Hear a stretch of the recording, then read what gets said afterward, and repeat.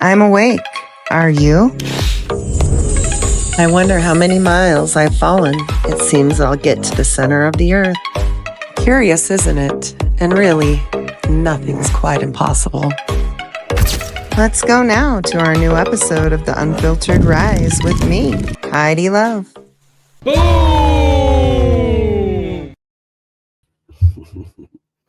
Howdy, folks. Your host, Double J, back here, coming at you live from my studio / RV dining room, located directly inside America. Anyhow, folks of the interwebs, thanks again for joining me here tonight to get a little GCD. Once again, your host of Operation GCD, JJ Vance here, and perhaps more notably, not the vice president. Anyhow, yes, guaranteed barn burner here on deck. Thank you, sir, Jimmy Bobby. Anyhow, folks of the interwebs, I will be your pilot navigator for tonight's shenanigan-infused journey into the mind of this particular garbage can dude. And once again, I'm not going to lie to you, folks of the interwebs. Got a real barn burner here on deck for y'all tonight. Got an occult and or esoteric review of James Bond villains. The two villains in particular from the James Bond series of books and films, if you will. Ernst Stavros Blofeld and the very first James Bond villain, Le Chiffre. Now, Blofeld is the fella who serves as the leader of an international organized crime network enterprises. And according to the author Ian Fleming, he based that off a real world dude. And that's Aristotle Onassis, a.k.a. JFK Jr.'s father. So I like to call him there. Thanks to Heidi Love brought that to my attention. She will be our guest here tonight, joining me here tonight to get a little GCD. And I'd like to welcome Heidi Love, host of Unfiltered Rise podcast. How you doing, ma'am? Welcome back to Operation GCD. Awesome. Thanks to be here. I'm so happy to chat with you as always. Absolutely, ma'am. Absolutely. And it was you that brought, I mean, I've been interested in the matters of Aristotle Onassis. He tends to get a lot fly under the cover, so to speak, around a lot of parapolitics here in America. One of the first things I first started studying years ago was the work of Mae Brussel, and she did a great job of analyzing the gemstone file relative to the death of Howard Hughes, the Watergate situation, and the matters of JFK. Yes. Definitely interesting. Also, this book, there's some books here. Project Seek goes pretty into the gemstone files. If anybody wants to go through that, pretty interesting. So, yeah. So that's Blofeld on the left. That's one incarnation. He is the leader of an organized crime network in the James Bond series. Each incarnation of Spectre, as they call it, and even the newer ones, played by that fellow that played the Nazi in that Quentin Tarantino film. I can't think of his name. Christopher Waltz played in the Daniel Craig James Bonds as another incarnation of the same character. So he is a character that repeats throughout. However, the first character was the guy on the right here, and that is Le Chiffre. And according to author Ian Fleming, he based that on Aleister Crowley. And I oftentimes speak with this man right here, Clint, Third World Assassin Show, on these matters of liberty, America, and occult stuff, and Aleister Crowley being one of them. Welcome to Operation GCD, sir. Thanks for joining me here tonight to get a little GCD. Welcome back, I suppose I should say. Oh yeah. Yep.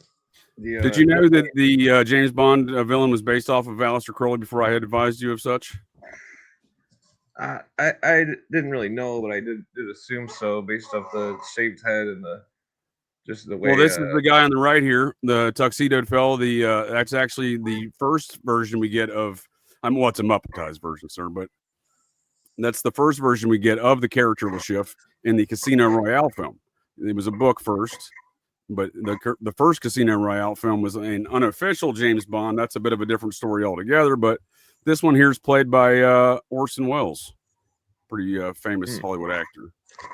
Interesting. But yeah, the bald-headed fellow on the left, Ernst Stavros Blofeld. We see him being repeated in even the parody versions as Dr. Evil.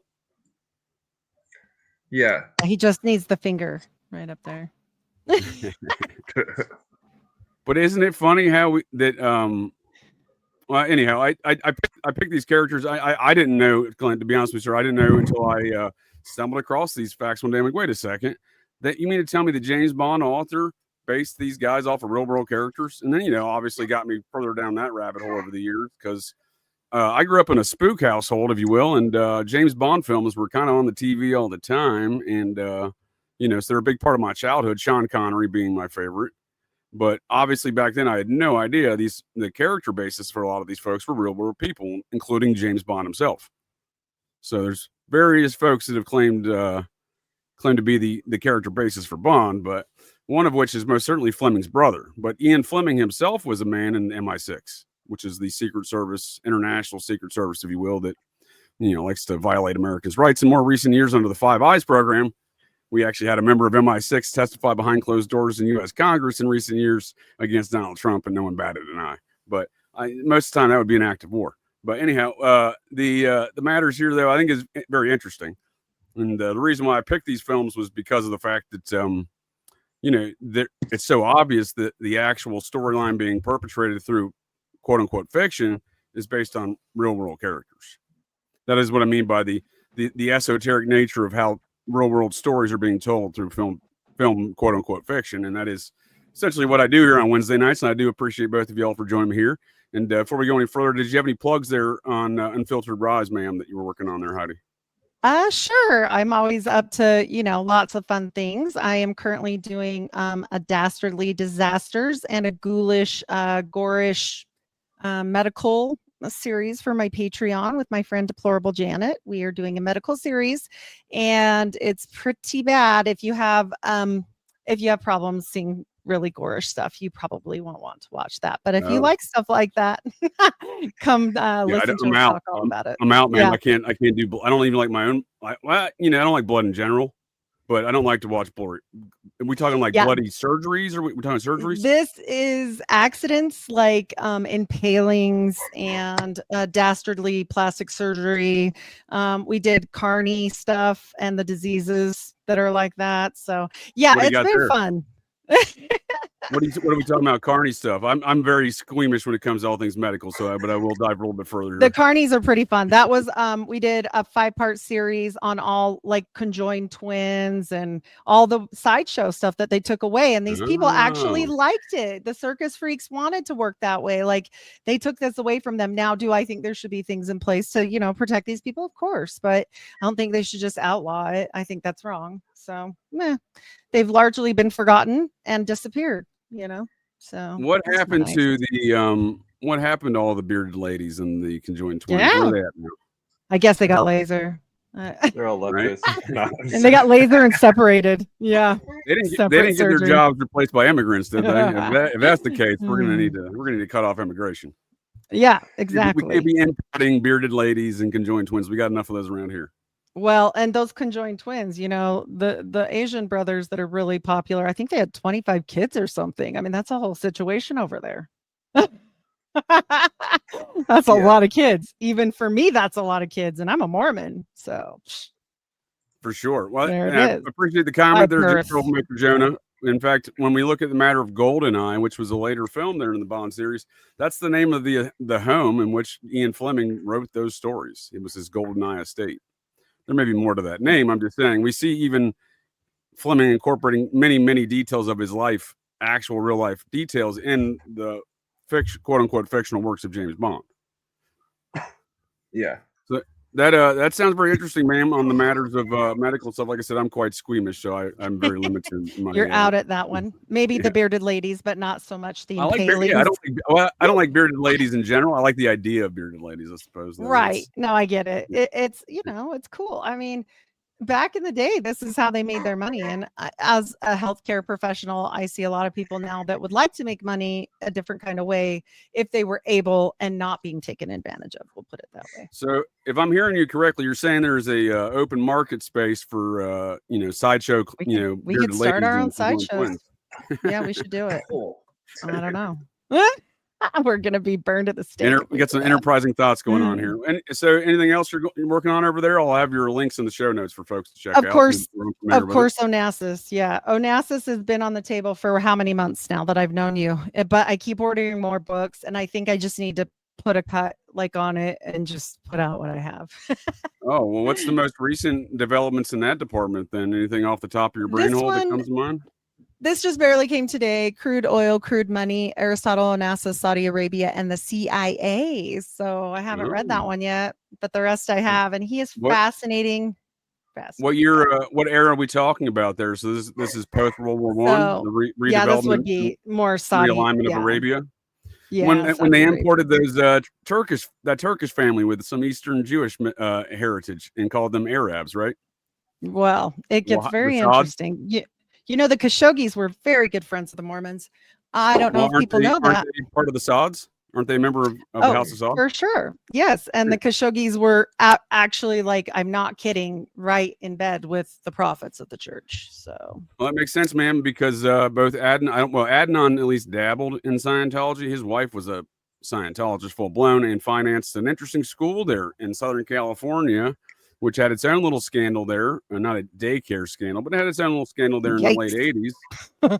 And if you're familiar with that recent event up by the old Aryan Nations compound at the end of June there in this summer, where that young man allegedly shot them firefighters that had burnt the Aryan Nations compound on the anniversary of the bankruptcy of that compound, nonetheless. oh, Well, that man's father grew up and went to the school in that Scientology school financed by Adnan Khashoggi's wife. really? I did not know this. I did not know she was. In fact, one of the Scientology. cousins in that family, so the whole family seems to be Scientology, the paternal family of that young man. His father's first cousin was named as one of the victims in the scandal in the court documents. So, that very does not interesting. surprise me. They're very interesting. And, you know, it just seems to be that there's always a Mormon 10 steps behind. It's just never, you know, it is what it is. What do you do with it? Yeah, I just tattle. Now that I've got out of the cult. We actually I'm did a still at the review a couple weeks mothership. back. Oh, go ahead, man. What were you saying? I just said I'm still at the mothership, but now I'm out of the cult. We did a review a couple weeks back here on Operation GCD in a film that was produced by Adnan Khashoggi. Or disregard, I got him mixed up. My apologies with Arnon Milcon. These folks need to get, first of all, they need to get better names. Second of all, Yeah. I need to quit conflating my international gun trafficking, money laundering Hollywood producers. Oh my gosh. Well, that'd be all of everybody lately. So thanks again for joining me here tonight, ma'am, on these matters. Again, I know you brought a lot to my attention regarding Aristotle Onassis, and when the first time we started discussing these things, I said, that's the basis of the leader of the international organized crime empire, James Bond. So Fleming writes that in 46, I believe it is, or 47, the first time he puts Ernst Stavros, get a new name. I'm just going to call him Blowfield. Do you know about storyline? Stavros? Do you know about this name? Do you know about Stavros? Is there a background to that character name? In fact, actual name. Yes. So finish let's that table comment. One here. Yeah. Let's table that one here for a moment when we get into the characters. But I do think it's interesting that when we see things like the gemstone files we mentioned before, that comes out in 1972, and it describes Aristotle Onassis as being an international. No one had. Ian Fleming's not marketing that this is Onassis, so no one really. It's an esoteric understanding of the character at that point. It's only been more so revealed in more recent years. This was the character, but it wasn't like a publicly thing. He's not going on tour saying that Blowfield's Onassis, but nonetheless, we see Onassis being represented in the gemstone file as the leader of essentially an organization like Spectre, this organized crime international enterprise, which is what Blowfield is in the story. So I think it's not really exactly proof, but it is somewhat anecdotal proof and circumstantial proof in that regard, that you'd have a guy writing about it 30 years prior, and then you have this incident with Hughes nearly 30 years later, which seems to indicate exactly that. Well, and there was a continuation book. I did find that was called Scorpios, which, I mean, that's the island, right? So for these books. So, yeah. I know. That's what I'm saying. And there's a lot of stuff embedded in an esoteric understanding here. There's a lot of stuff embedded in a occult understanding, because I know Clint's already pointed out a few of those things to me, a man who likes to track a lot of the Freemasonry symbolism in a lot of things. And I have no doubt there's some of the stuff is replete with that here. But Clint, Third Assassins, or if we go any further, do you have any plugs over there you're working on? Plugs? You mean like YouTube or whatever? Or? Yeah, you've been doing some switching up the game a little bit, seemingly doing some more focused approaches on some of your work, perhaps instead of just a general discussion. I feel like I've tuned in a couple times, and you're you're doing more of a specific subject instead of just kind of a general overview. I've had a lot of random guests since I've seen that as well. There's a lot of people that are spewing agendas and spewing all sorts of they like to, what they like to do is they like to piece together things with only what's that term, only circumstantial evidence, with and they won't have other evidence, and then so they build this story in their head and they think that it's some kind of huge thing, and then they end up trying to blame Jewish people or something. it's just really annoying because I've studied the Illuminists and Illuminati and the communist conspiracy for so long, and it's like, man, it's like you guys have not done your homework. But that's kind of what I want to get at with the that one with that 1967 Bond movie where it's like Sean Connery, he's trying to get Crowley or whatever, and then Crowley's working with the Russians, the communists, the CCP, and fucking and it all makes sense with the OTO because see, there was in 1917 or 1919 there was a communist that was caught in World War I that was carrying a note that said it was rules of the communists to destroy America, and that it was it said like destroy the family, spread sexuality, all these different things that you see in the modern world that's being disseminated by communists that go under the name liberal, but they're not really liberal because our founding fathers were liberal and they've distorted. Well, they redefine it. That's a communist move right there, and it's already they got to redefine the term, right? Which is what I often say about the Illuminati and these matters around these things. But Crowley seems to be the focus of anything Illuminati, in my opinion, is related to Aleister Crowley, Thelema, and the OTO. And here's why. So the current King of England, as they call him, that diddler over there, and they call the King of England. His grandfather is the reason Crowley didn't get imprisoned because they're Bavarians. They're not British, and it's the reason why they didn't get imprisoned. And these matters are relevant to a lot of other things I think are popping off in our current era. Whoop. Mormon Mafia, you ain't kidding. The popping up in our current era, I saw some commentary about Kirk already. That's a very common. Our channel, that's CIAAI Bill Colby Ballwasher. I appreciate their dedication to being wrong is what I appreciate. But they've commented that if JD Vance shaved his head, he looked like Charlie Kirk. I don't know about that. But, I don't know about that. But Charlie Kirk, though, again, his forefather is a Lieutenant Kirk from the Virginia chapter of the Society. And his wife has a very interesting heritage. So there's only 20 folks with that last name, Franzi, in the entire world. They're Swedish. Her grandfather was knighted by the King of Sweden, who's a member of the Society of the Cincinnati. So it gets real weird when you start looking at all these matters. And the Society of Cincinnati is not far off from what we're looking at tonight either. But before I go full-blown society right now, I do think it's interesting that we see, again, I think we're seeing the Illuminati represented in the storyline with Crowley. I think that's what Fleming's representing because, there was a big issue around the OTO reigniting the Bavarian Illuminati. And again, King George's, the current king, his grandfather is the one who put a kibosh on it, so to speak. I think maybe that's not a German word. Maybe that's a Jewish word. I don't know. But they put some sort of stop to it over there, if you will, in the Bavarian world, because again, he was reigniting the Bavarian Illuminati through the OTO, through Theodore Roos and Aleister Crowley, and people would ignore this. There's so much nonsense about Illuminati these days, most of which was perpetrated by folks like Robert Anton Wilson, who not only was a Discordian, I would claim Discordians are an offshoot of the process. So chaos cults on chaos cults, but we do ignore these matters. I do think we are seeing the Illuminati represented though here with Schiff and Crowley. Oh yeah. One of the Weishaupt quotes, he said it was in German. I think it was in the National Webster book, World Revolution, but it was basically paraphrased the same as Crowley's quote, but before Crowley, "Do as art thou wilt" will be the whole of the law. But Cooper always emphasized how the secret societies believe in the God within. That all the tenets of the Illuminism it fits with the communism. Like Adam Weishaupt, he also said, once that we perfect the language, we will have won. That's why all the definitions of the words are changing. There you go. And that's what I was saying before about they like to change the words. There you go, sir. Perfect example. So, and regarding matters of the Mormons being so in cahoots, well, it makes sense to me because, well, for many reasons, the ceremonial magic, the ancient alien cargo cult aspects, but the Mormons are very much perpetrating a communist enterprise. Yeah. A beehive mentality. right? World Worker order. bees, beehive mentality, Orders. Yes, yes. right? Yeah. Don't ask no questions, right? Yeah, they had an early You're settlement. told you will get what you're given, and we will support your basic minimums, if you will. That's kind of I what think I Yeah. think it started like that, and then they got more money than everybody else, and now they get to give to others what they decide gets to get given. They got more money now. One of their early settlements out west was called Commonsville or Communistville. right.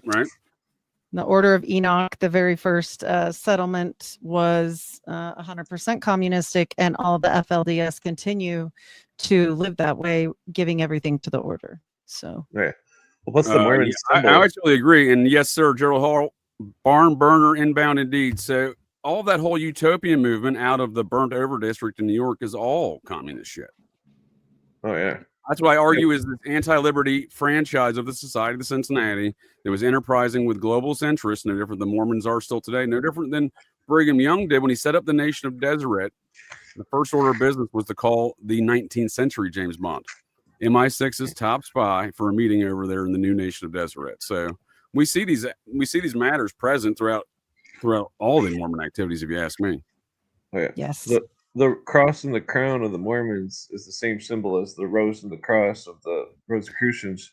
Do you know why? Because they believe they have the divine right to rule through, they believe, well, their history and their genealogy that they used to actually sell through the Bennetts, who made their genealogy website, said that they can trace all their lineage back to the divine right to rule through the kingship of the Nile of the Nine. So Yeah, they got. It's probably connected with this Aryan Reese conspiracy I've been digging into with Blavatsky's right hand man, Brother 12, and this writer from 1909 named Max Heindel, which is an alias. His real name was Von something, but that he was a Rosicrucian, and that they were setting down the precursors of the Nazi eugenicide religion, where it was like this Aryan race conspiracy, where like Max Heindel was discussing the donkeys and the horses breeding and this group spirit concept and all this. Basically, that he was comparing that to horses because mules can't have kids or whatever. But like so, and then the Brother 12 guy was doing the same stuff where he was going. They use the term subhuman races or some shit, and like they this talk is about Steiner. This is like, yeah, this is all. they talk about seven evolutions of man. Keep in mind, Mithraism has 7 degrees, but the class system from India, and it's like they believe in their religion that these 7 evolutions of man are like from start to modern, and they're supposedly creating the next one, the new man or whatever, and same as the Nazi crap, but like 100%. Yeah. they all want to do that. They all want to say that there's this new man because they're all part of this. Like, I think that's what one of the things I appreciate that you do over there, Clint, is point out the secular humanism movements of all of these organizations and how they all intertwine. They're all, I like to throw in there, they're all ancient alien cargo cultists, because you point out as well that they oftentimes, when you're doing your shows over there on Third World Assassins show on YouTube, now everyone is real serious about Sirius. Yeah. So that is the nature of these. There is a common trend through all of these groups. They can call them whatever they want to call themselves, but they're all Great white acting in this brotherhood, right? illuminated manner, right? Yeah, that's another good word there That's too. what it is. Yeah. Before we go any further, this is a great comment. I appreciate. All roads in this story do kind of go back to Switzerland, because during the same time that Ian Fleming's writing the James Bond series, is the machination of those damn Dulles brothers in Switzerland helping kick off the worldwide Nazi Fourth Reich enterprises, and with the help of folks like Bill Colby and the Project Paperclip Operation Overcast operations to import them into America. The full scope of which we don't understand to this day. A lot of folks want to say Project Paperclip and name a couple Nazis. I assure you, we don't know the full scope to this day because, I don't know. It's a topic for a different day and a horse of a different color. But nonetheless, we do see this story, all of these matters being popped off at the same time. That's going worldwide. So it's almost like I look at it and, in the strategic level analysis almost that, maybe this is a counterpoint to it. Because Crowley, as much as they want to say he's banned from Germany and everything, he's a fucking Satanist Nazi. What are we talking about here? And we're like, well, he wasn't a Satanist. He wasn't a Satanist. Well, every Satanist past that is a disciple of him who does his, wizardries, all ball wash at Crowley and say he's more Satanist than the base. So he's a Nazi Satanist. They're all Nazi Satanists. You know what I mean? So to say that these guys come out of Bavaria, they're reigniting the Illuminati in Bavaria, Crowley and gang, and the OTO and Theodore Roos. And we're going to say that now we see them represented as villains. So I'm just saying, like, this is maybe a counterpoint to this action that's being enterprised worldwide now, right? This Nazi enterprise that's going on right after World War II.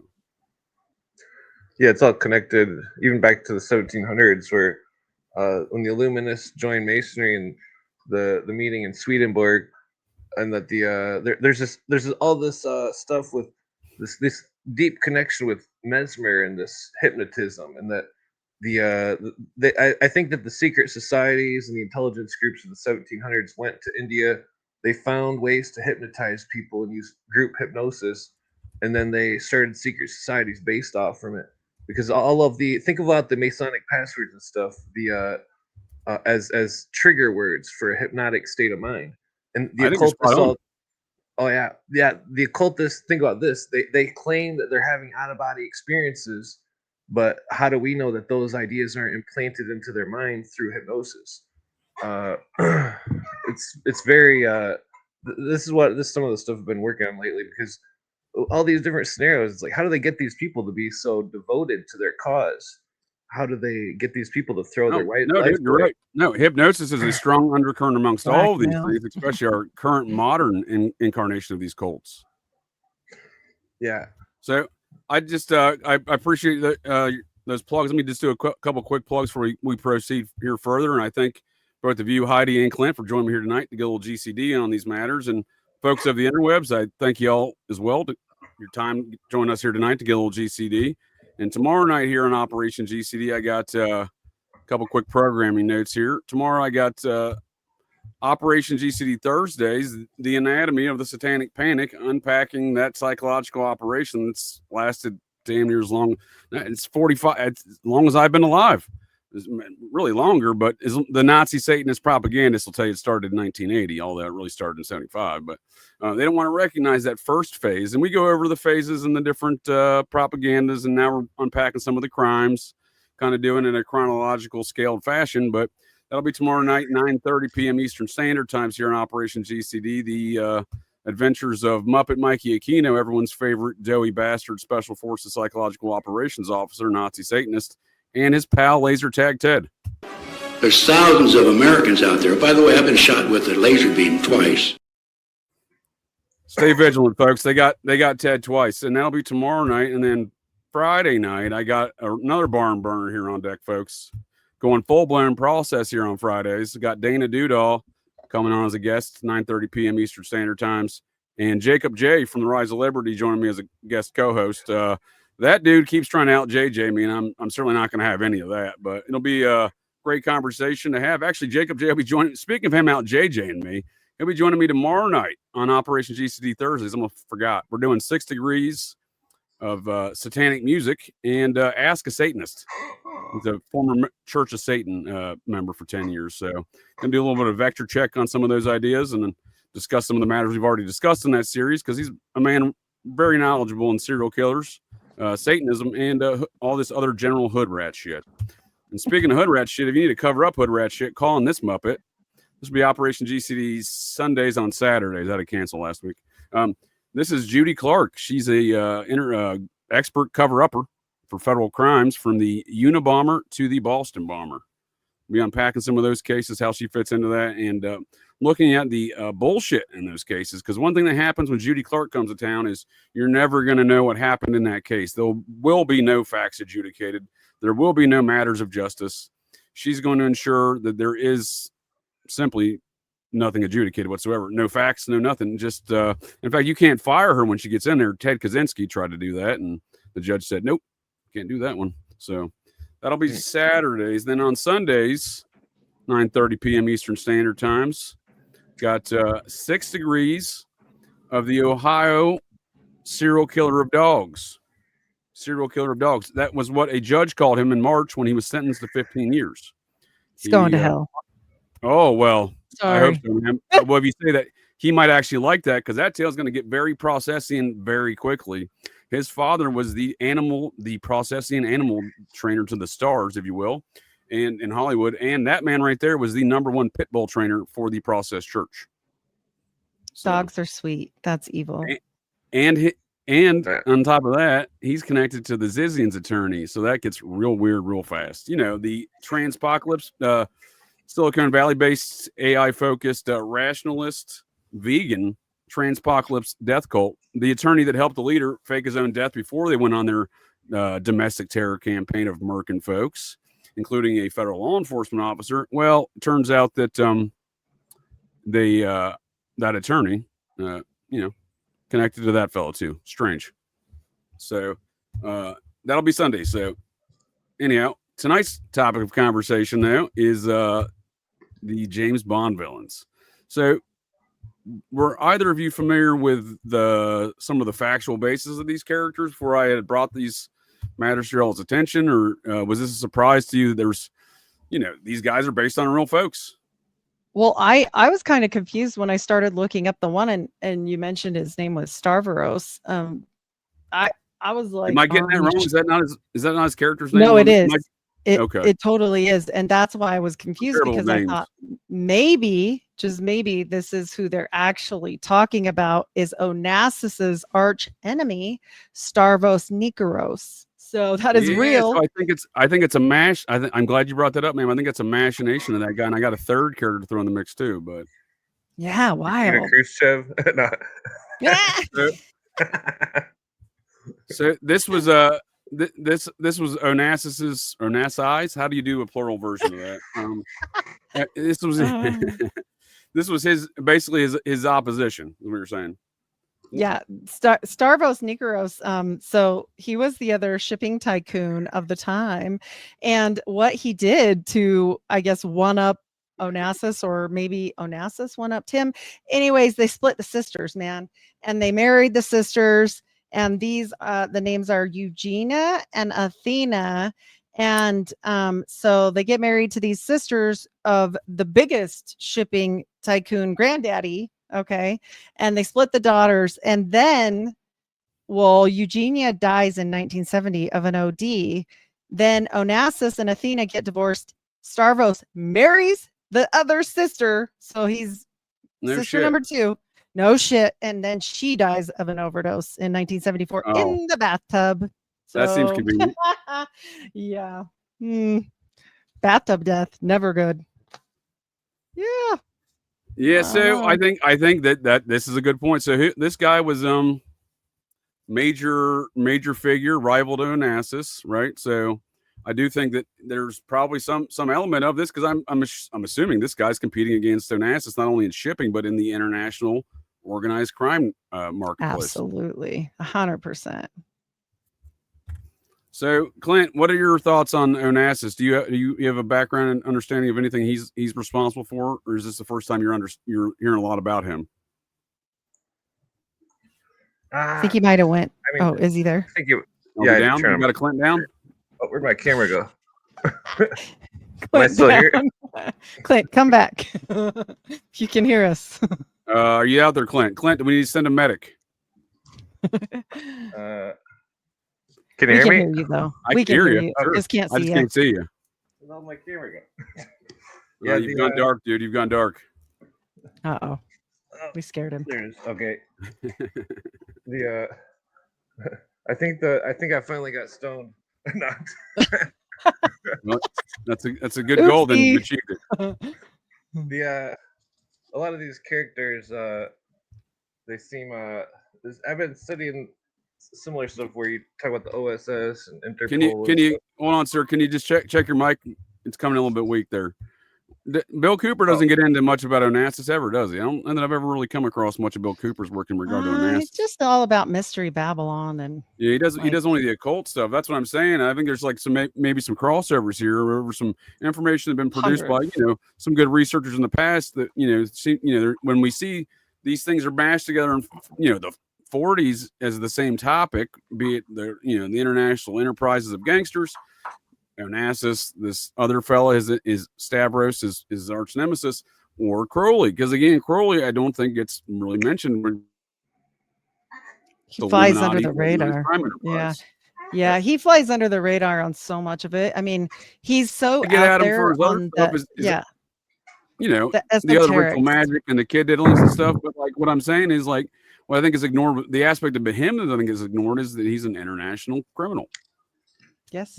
Yeah. And so is the legacy left behind, because you have to understand the daughter, Christina, she marries Thierry Rousseau, Roussel, pharmaceutical heir, French pharmaceutical heir, and it gets hairy. It gets weird. And then he is actually involved in the Four Beards group that runs Onassis's money. And so, his daughter to this day. Wait, what's that? What's Four Beards? Called the Four Beards because they were over all the different foundations for Onassis's money. And so, his daughter had a big stake in that. So, she died, listen to this one, in the bathtub. Also, they said she was sad and she dieted too much, and she died of and I quote, Coca-Cola overdose. So it's stupidity.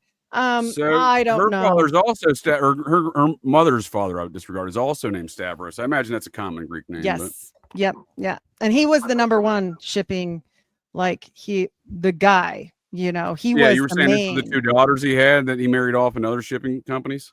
Both into shipping companies, and that's where all of the money goes. And these guys, they were pretty brutal enemies, honestly. And then, he takes his wife and kills the sister and takes the other sister. And I didn't say he killed her. I mean, I'm just saying it looks weird.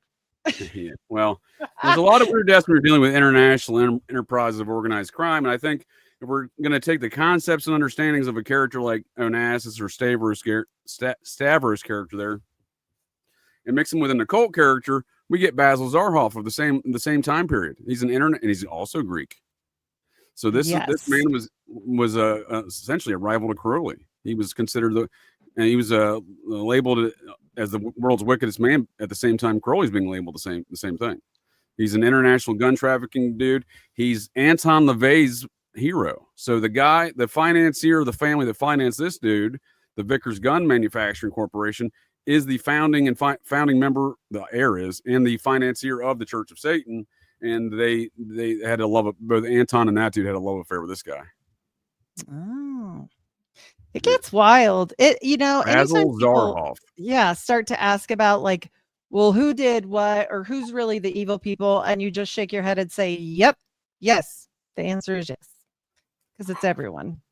Well, we're talking about flying under the radar. No one talks about this dude. I didn't learn about this dude until I read Blanche Barton, Anton LaVey's second wife's autobiography. I don't know how you write an autobiography for someone else of Anton LaVey.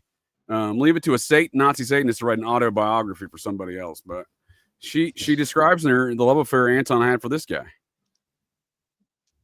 He's the merchant of death, mystery man of Europe, and again, he was an international. This is exactly what we're talking about. This guy, despite not being really discussed much, is on paper the intersection of organized criminal enterprises and occultism. He looks evil. Look at that mustache. Right. he was wealthier than Onassis. Dang. According to records, he was the wealthiest man in the world at that time against his other Greek guy. How did all these Greek dudes get all the money? I mean, how did they get all the money in the world? What's going on here, right? Onassis does mean best, so I don't know. What are your thoughts on Crowley or this other guy? Have you ever heard of Zarhoff there, Clint? Is this a new character you're familiar with? Arms. The other guy, his coat of arms had a fast guy. Sir, Clint, can you check your mic again, sir? You're coming in. I think it might be coming through your camera. I think maybe your settings changed. I think your settings changed on you, sir. Better? Yeah. Oh, there it is. That or Gremlins got you. Maybe Gremlins. Yeah, I switched it up. So the Zarhoff guy, I'm having trouble finding his coat of arms, but the other The other guy. Well, it looks like it Do could they be. A, have coat of arms for Greek folks? I thought that maybe they just had like a Mediterranean cheese plate instead of a coat of arms. well, the other guy had a fasci in his coat of arms, but I did want to bring up Ian Fleming's coat of arms. I got a picture of it right here. Also, what it Well, relates we'll to. do coat of arms next. Sir, are you familiar with this guy, Basil Zarhoff? I've seen the name before, but I haven't done too much investigating into him. Yeah, well, I would be wondering where he intersects with Theodore Roos in the whole Illuminati situation we were discussing before, because I imagine he's right there in the mix. Oh yeah, did you say LaRousse? Theodore Roos? There's a Illuminati in the 1700s with last name LaRousse. I don't know if it's connected. That'd be interesting to know, because this guy on paper, again, was brought up on charges for reigniting the Bavarian, on paper, Adam Weishaupt. But again, I get frustrated with this topic because people just spout nonsense. They just spout utter amounts of nonsense regarding topics of the Knights Templar, regarding topics of the Illuminati. Most of it's all rooted in propaganda, usually from the occultists like Robert Anton Wilson. But this dude got brought up on charges, Theodore Roos did, with reigniting the Bavarian, Adam Weishaupt, literally Adam Weishaupt's Bavarian Illuminati through the OTO. And it was King Charles's grandfather that got them off of the charges. Oh yeah, the English crown. Rousse, or what will you tell me? Yeah, Theodore Roos. This is Theodore Roos right here. I'm just curious because the husband of Christina Onassis is Thierry Roussel, Roussel. Oh yeah. Yeah, well, that probably is a different spelling of the same surname. For example, Clan Vance is spelled Vans in Scotland, Vaux in the French branch. In the Belgian German branch, it's actually spelled Boss, or there's another variation. So there are different variations of these names. So. If it's connected to LaRouche, can you go back to that picture though, real quick, of that Wikipedia we were just on? Wikipedia, the source of all information on the interwebs. Yeah. The guy there, he was wearing a Masonic apron. Yeah, well, this is the guy who founded the OTO. He's the one who instituted all the Freemasonry into it. He's the guy that literally got charged for reigniting the Bavarian Illuminati. Like, I'm tired of hearing about George Washington and the Illuminati and all this other stuff, dude. Like, this dude got brought up on charges for that shit. Yeah, Washington was against the Illuminati and the Jacobins in the House of Stuart. I think you understand what I'm saying, though. These are the things that get repeated ad nauseum throughout conspiracy culture without any facts or basis. And then, and I'm not trying to, attack anyone or the folks that implement these ideas, but I obviously have going through a lot of it recently with regards to matters of Tracy Twyman, who does nothing but recite the Vatican's position on the Knights Templar, and somehow I'm supposed to believe that's somehow valid point of objective fact. Whenever I start talking about these things, somebody will quote Twyman and say she was right. I'm like, I'm saying, let's just go to the facts, Right. Not through another human. Well, she helped divert this Illuminati stuff based upon her associate, building upon her associate, convicted Nazi domestic terrorist from the Aryan Nations compound. Again, I get a lot of heat for this one too. I don't give a shit. I hate Nazis. Fritz Springmeyer and domestic terrorists. Fritz Springmeyer blew up buildings, robbed a bank, and shot at people. And then and again, I'll be going over some of his Society of the Cincinnati comments that I did find in an updated version of his Bloodlines of the Illuminati stuff. But this Bloodlines of the Illuminati stuff is it's oftentimes preposterous. And again, she built upon top of that, quoting him, and I'm like, all right, well, pass. I mean. Yeah, you get two truths and a lie for sure. Like Springmeyer's book is interesting.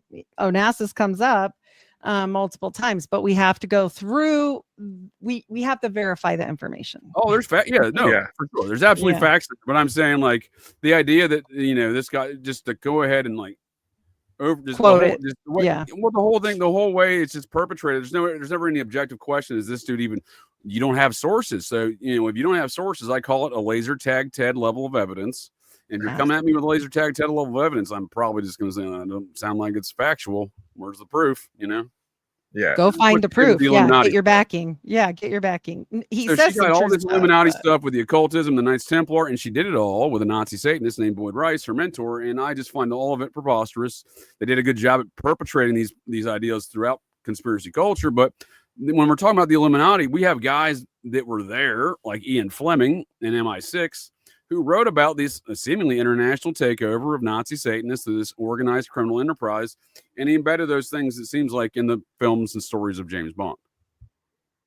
Yeah. But yeah, we talk about. I think you're right. Yeah. Yeah, I appreciate y'all taking the journey with me on that verbose diatribe, but that is where I was getting with all that. Oh yeah. Well, so that makes me want to bring up that coat of arms of Fleming. Yeah, I got two. That? Yeah, you sent that to me, didn't you?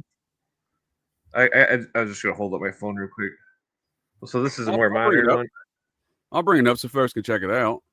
It's there we go. You can see the red and the white, or the black and the white shield. Originally, the Templar flag was once a straight black line with the white line at the bottom. But so it's relevant. This one's very interesting because of the goat motif on the and notice it's holding a lily. The fleur de lis is the fleur de lis is a lily. That the lily is some of the Illuminati and the Masons had oaths that said trample underfoot the lily, and also the insignias of cutting the stem of the lily. In other words, they were going to kill the families that had the lily as their coat of arms. But these were Templar families. But then I also have a I guess you could probably bring this up, the Skanderbeg crown. It's a crown with a distinct goat on the head, and on the sides of it, it has what looks like lilies. Let's see here. I got it up. I can bring it up on my screen real quick. Oh, it's showing. Yeah, it's showing. No, the crown. The different one. Why don't you just pop it to me on the Twixter there, Clint, and there you go. I'll put it on the screen. There you go. Oop, hold on. Maybe. This goes to the Scythians, right? The goat is for the Scythians. Yeah. Well, it's most likely for Aries. But so notice the flowers on the side, which are most likely lilies, but also reminiscent of Rosicrucian symbolism a little bit. But it seems to be a different branch of this it's a different secret society, but similar symbols. But this crown, there was some sort of I guess not to get too far off base, but I speculate that Fleming is related to this dynasty, and that it's that he's part of a nobility, basically. The ancient. I'm glad you said that, sir. Scythians, did use the goat. I'm glad you said that, sir. As well on their coat of arms. Go ahead, man. What were you saying? Oh, I just said the Scythians actually did use the goat in their coat of arms. It's more than just astrology. It's a reference to the Scythian line, and we get into the Merovingians, and it gets really twisted. Yeah. The Flemings are a Highlander clan of a Templar heritage, the Normans, if you will, and they were one of the wealthiest banking families in Scotland. Robert Fleming and Company started in the 19th century by selling provisions to the Americans for the Civil War, profiting off those globalist enterprises as anti-liberty movements, if you ask me. But nonetheless, I don't know enough of the details who they were supporting, the Confederates or the Union. That'd be interesting to know, because I think there's a lot of things that we can discern from there as well. But ultimately speaking, the Fleming Bank gets engulfed in the enterprises of two Society Cincinnati families from America, the Rockefellers from the New York chapter, and the Morgans from the Massachusetts chapter, is in J.P. Morgan Chase Bank. And, just so I can emphasize my point, you don't got to take my word for it. I say all roads lead back to the society, and I have yet to really find circumstances where that's not present. So this is J.P. Morgan's second great-grandfather. Maybe it was just his great-grandfather, I think, now that I think about it. Second great-grandfather, Captain Joseph Morgan of the Massachusetts chapter of the Society of Cincinnati. And you can, I don't have J.P. Morgan's membership card, but I have J.P. Morgan's dinnerware that he dedicated to an event there at the Society of Cincinnati in 1907. So I suspect J.P. Morgan himself was the card-carrying member of the society in that family. And they Right. still do this kind of stuff. Speaking of dinnerware, when you guys want to look up the Alfalfa Club, look, they're just hiding everything with dinner. That's all they're doing. So, Oh well, yeah, speaking that's of, why I Charlie use was this as an there. example, man. I'm glad you and- said that, because this is an example of the importance of J.P. Morgan within the society. So the Society of the Cincinnati Dinner Plate, as the Revolutionary War drew to a close, French and American officers formed the Society of the Cincinnati in the name of mutual support and friendship. Blah blah blah. But then it goes on to say here, this is the dedication for an event and an anniversary of said event at the headquarters there, and this is on display at Mount Vernon, and it's a gift of Mr. John Pierpont Morgan Sr. So this is if you're got some dedicated your own Chinaware within the society for an anniversary event, well, that means you're an important figure within the group. Yeah. Yeah. If you're on the dinner plates under the salad, you might be the guy.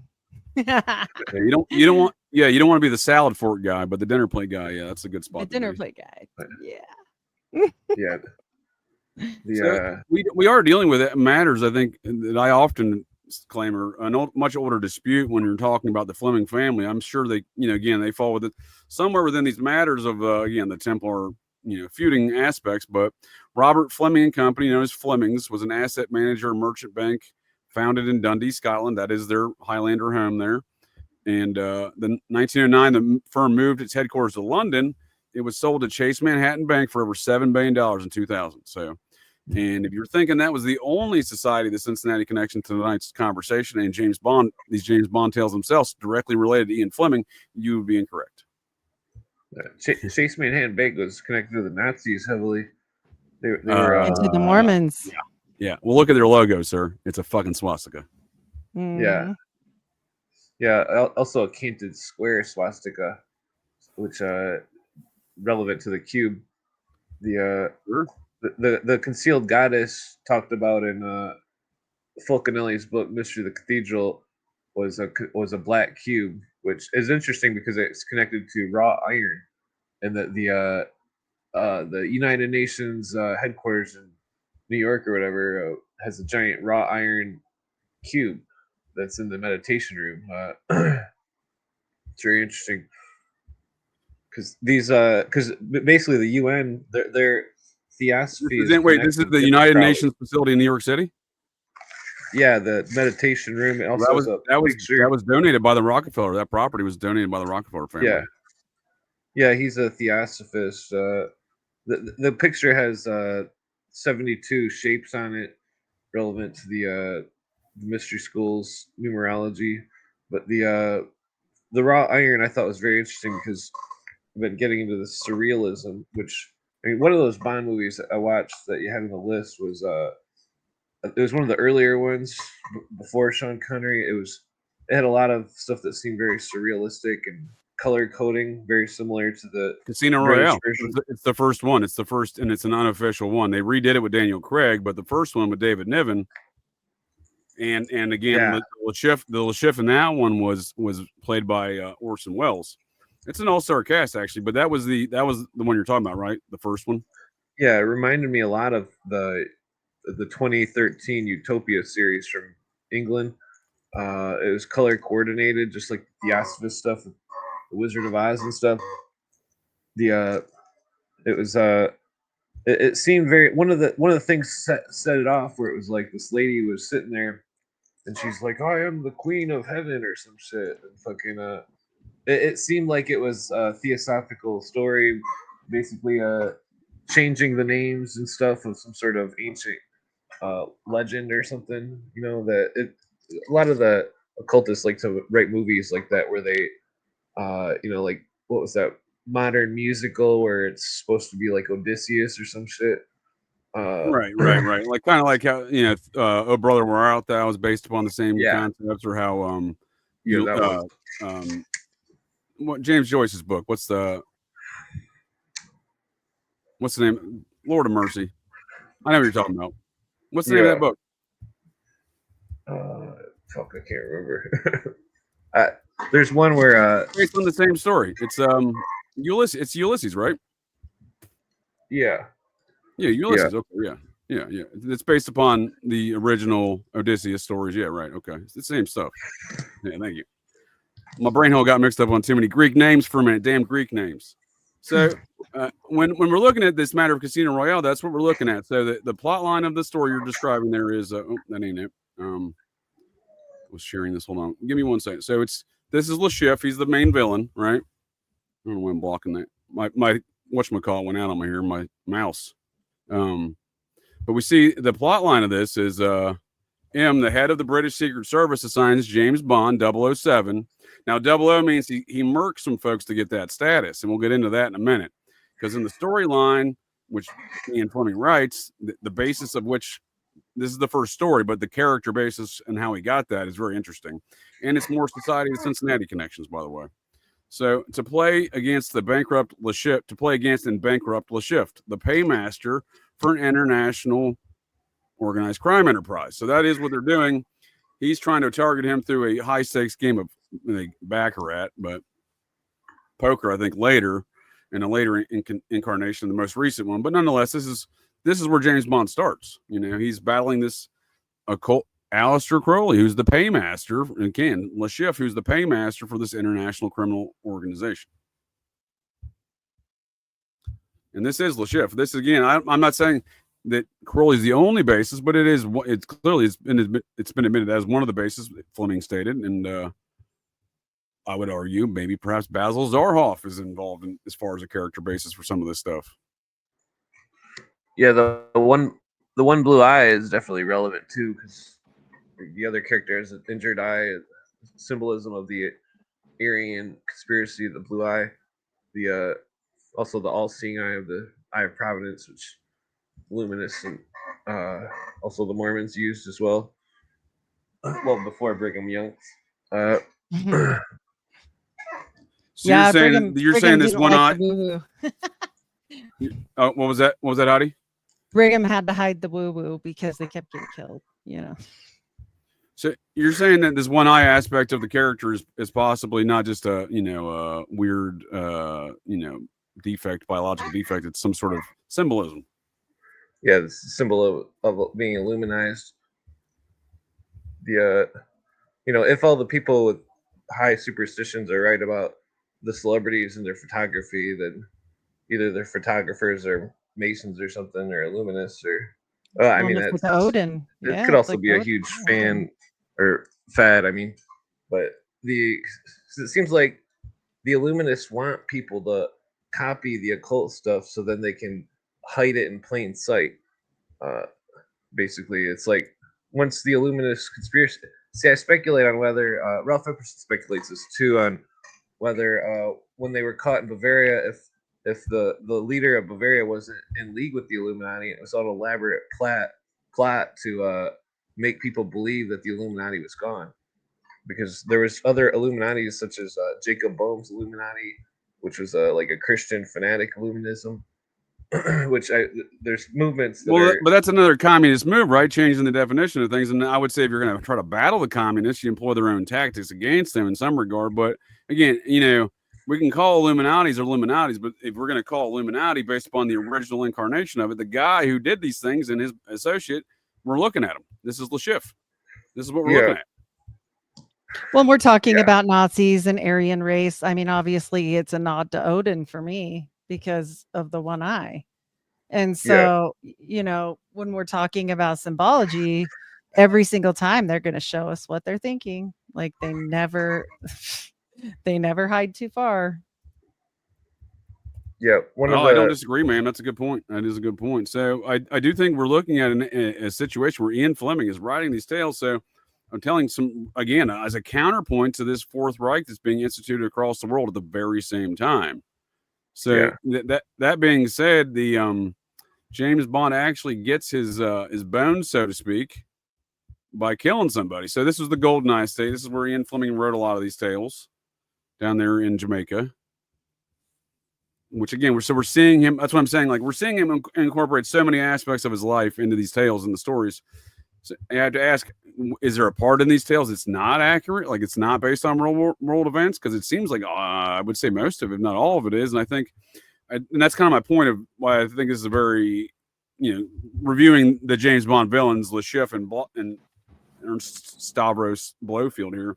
is a good example of these things, because the more you look into the actual aspects and backstory of these things, Fleming's really incorporating so much of real world events in his own life into the storyline, whether it's the name of a operation. Now I think he named that. I think he actually named his estate after an actual operation he was involved in called Operation GoldenEye. So that takes even a step further. Well, and the shift part, it means the cipher or the number. Ooh, so I'm glad you said so. Lust Schiff. So part of that banking feud going on was with Jacob Schiff, who at one point in time seemed to have been siding with the Flemings, right, within some aspect of maybe not just banking but international operations, if you will, of a criminal variety. Who knows, right? So it seems that at some point in time they had a falling out. So maybe Lust Schiff is Jacob Schiff as well. Mm-hmm. Paymaster, right? Paymaster for an international criminal enterprise. Now, I'd be interested to know the intersection of Jacob Schiff and Theodore Roos. And again, these concepts of the known knowns of the Illuminati. Yes. Oh, yeah. And the different Illuminatis, because we've got the dark Illuminati, right? And then I'm just referring to the Bavarian Illuminati, the one that everyone likes to claim as one thing. So, and again, so this is again a contemporary to those events. So this is a man who was at war with the Flemings, his family and his son. This is the Kuhn. This is Lehman Brothers. This is the Kuhn Loeb franchise, right? We know them later as Lehman Brothers, the Schiffs. There's a lot. There's a lot of the folks over in America are part of this family still today. I don't know about Adam Schiff is the senator fellow, that pencil neck fellow from California, that communist, but he probably is. So I'd have to look at it. But nonetheless, Lust Schiff, Jacob Schiff, right? So we see possibly because again, by that point in time when Fleming's writing these things, the Flemings are no longer sided with the Schiffs, right? They've had a falling out. So is Schiff somehow involved with this Theodore Roos Illuminati and Crowley, and that's why we see Crowley, the Schiff, you know what I mean? Yeah. It makes you wonder. Yeah. Because Crowley was definitely British intelligence. He had to be. I mean, he was a member of so many secret societies. And then he was definitely MI6. No, Ian Fleming knew him. They were in MI6 together. Yeah.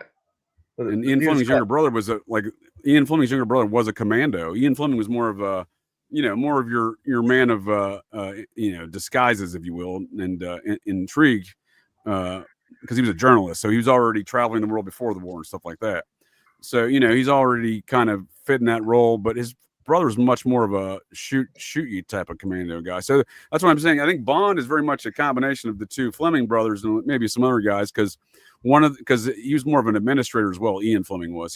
He was a commander in the naval services, just like the character James Bond was a commander. So you can be MI6 and not a naval commander, not in the Navy at all.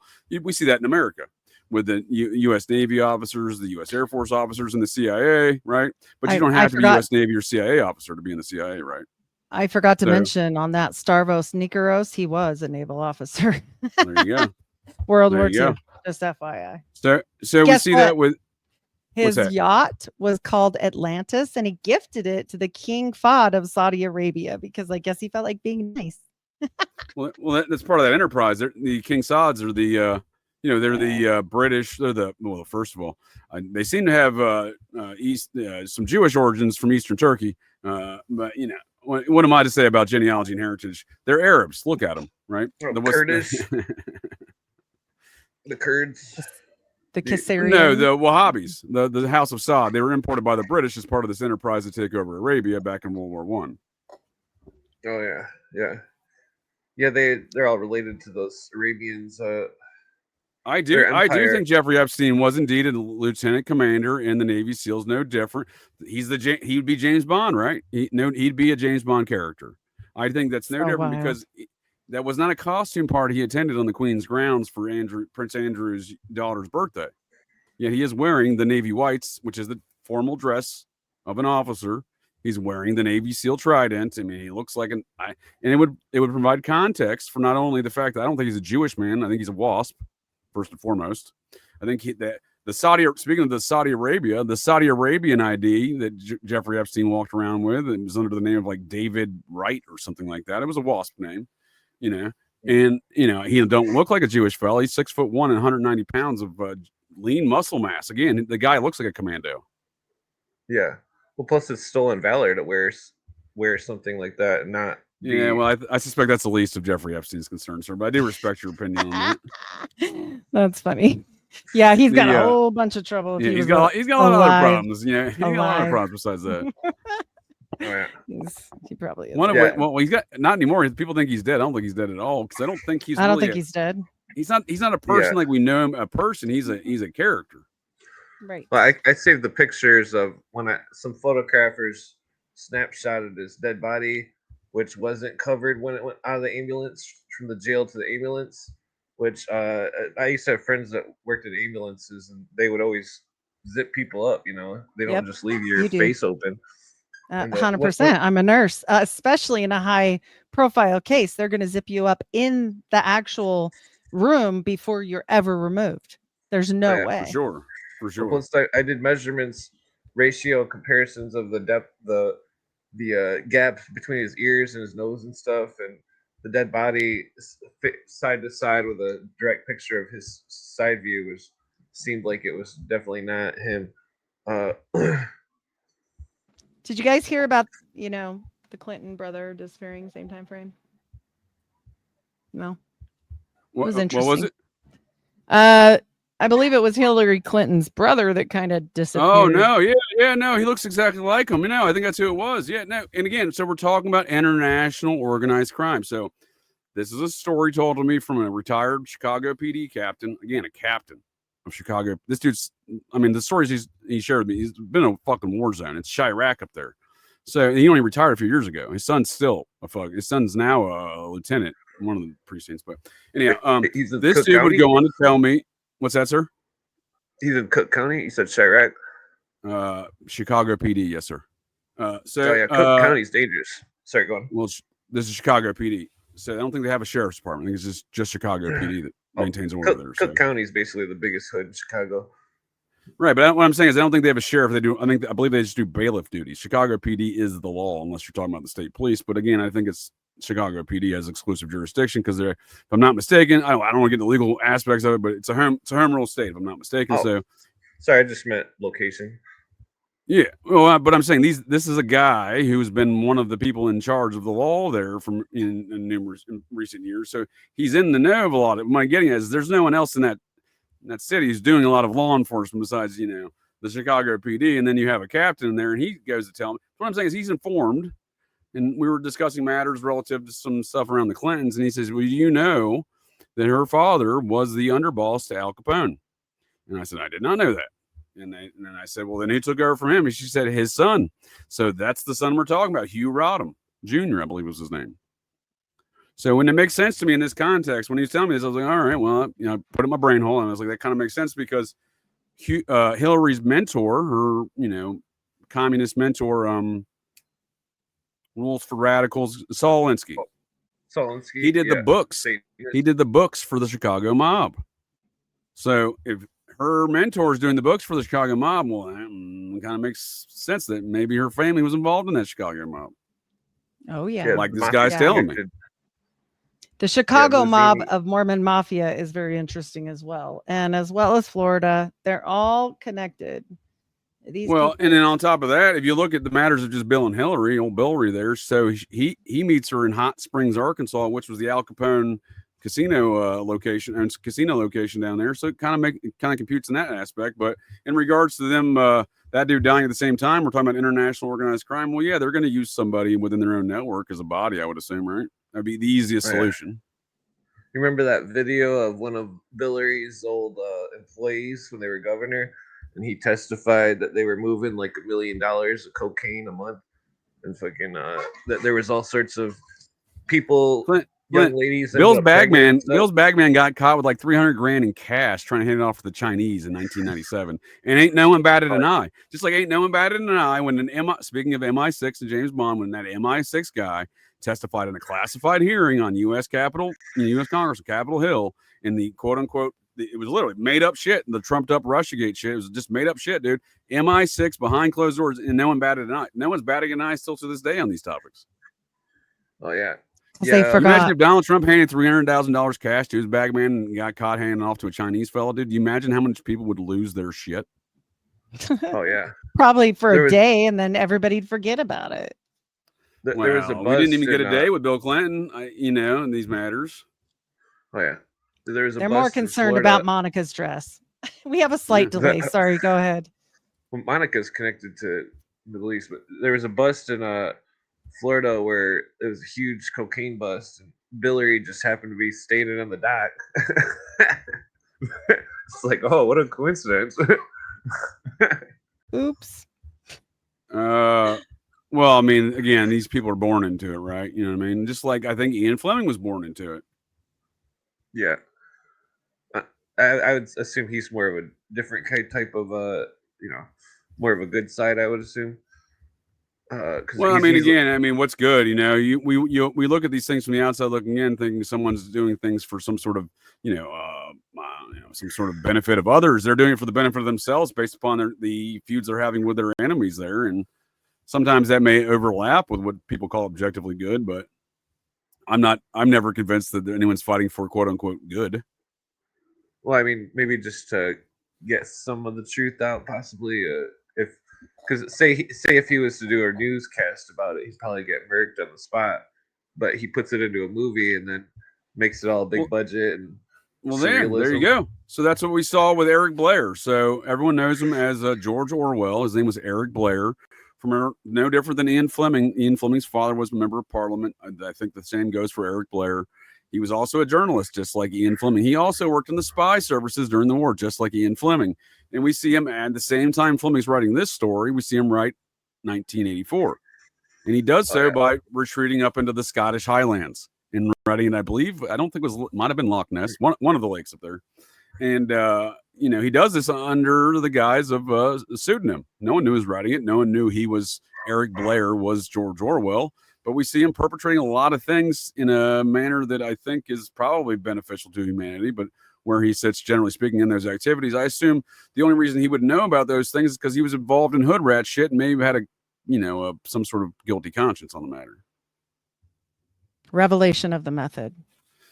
There's probably some aspect to that, but at the same time, he's hiding from somebody, right? Like he's but doing then this. He clears his conscience by putting it out there, and then it's our fault, right? Well, that's probably part of it, right? I was gonna say Blair's the Knights of Malta family. You mentioned the Blair earlier. Oh well. Yeah, well, I can't quote the relationship with Tony Blair, but I do believe they are. I know they are related. I looked it up before because Tony Blair married. Third cousin once removed of John Wilkes Booth, Claire Booth. Was Tony Blair's wife. That's a Knights of Golden Circle reference. Yes, sir. Well, but we're seeing these families sticking together in these organized kind of criminal enterprises, right? When I look up J.P. Morgan's relation to Joseph Smith, we've got through Samuel Hinckley, through Huntington, through Tracy, but don't worry, it's not the same one. Don't worry about it. Right. Wow. Okay. Biggest names in the church.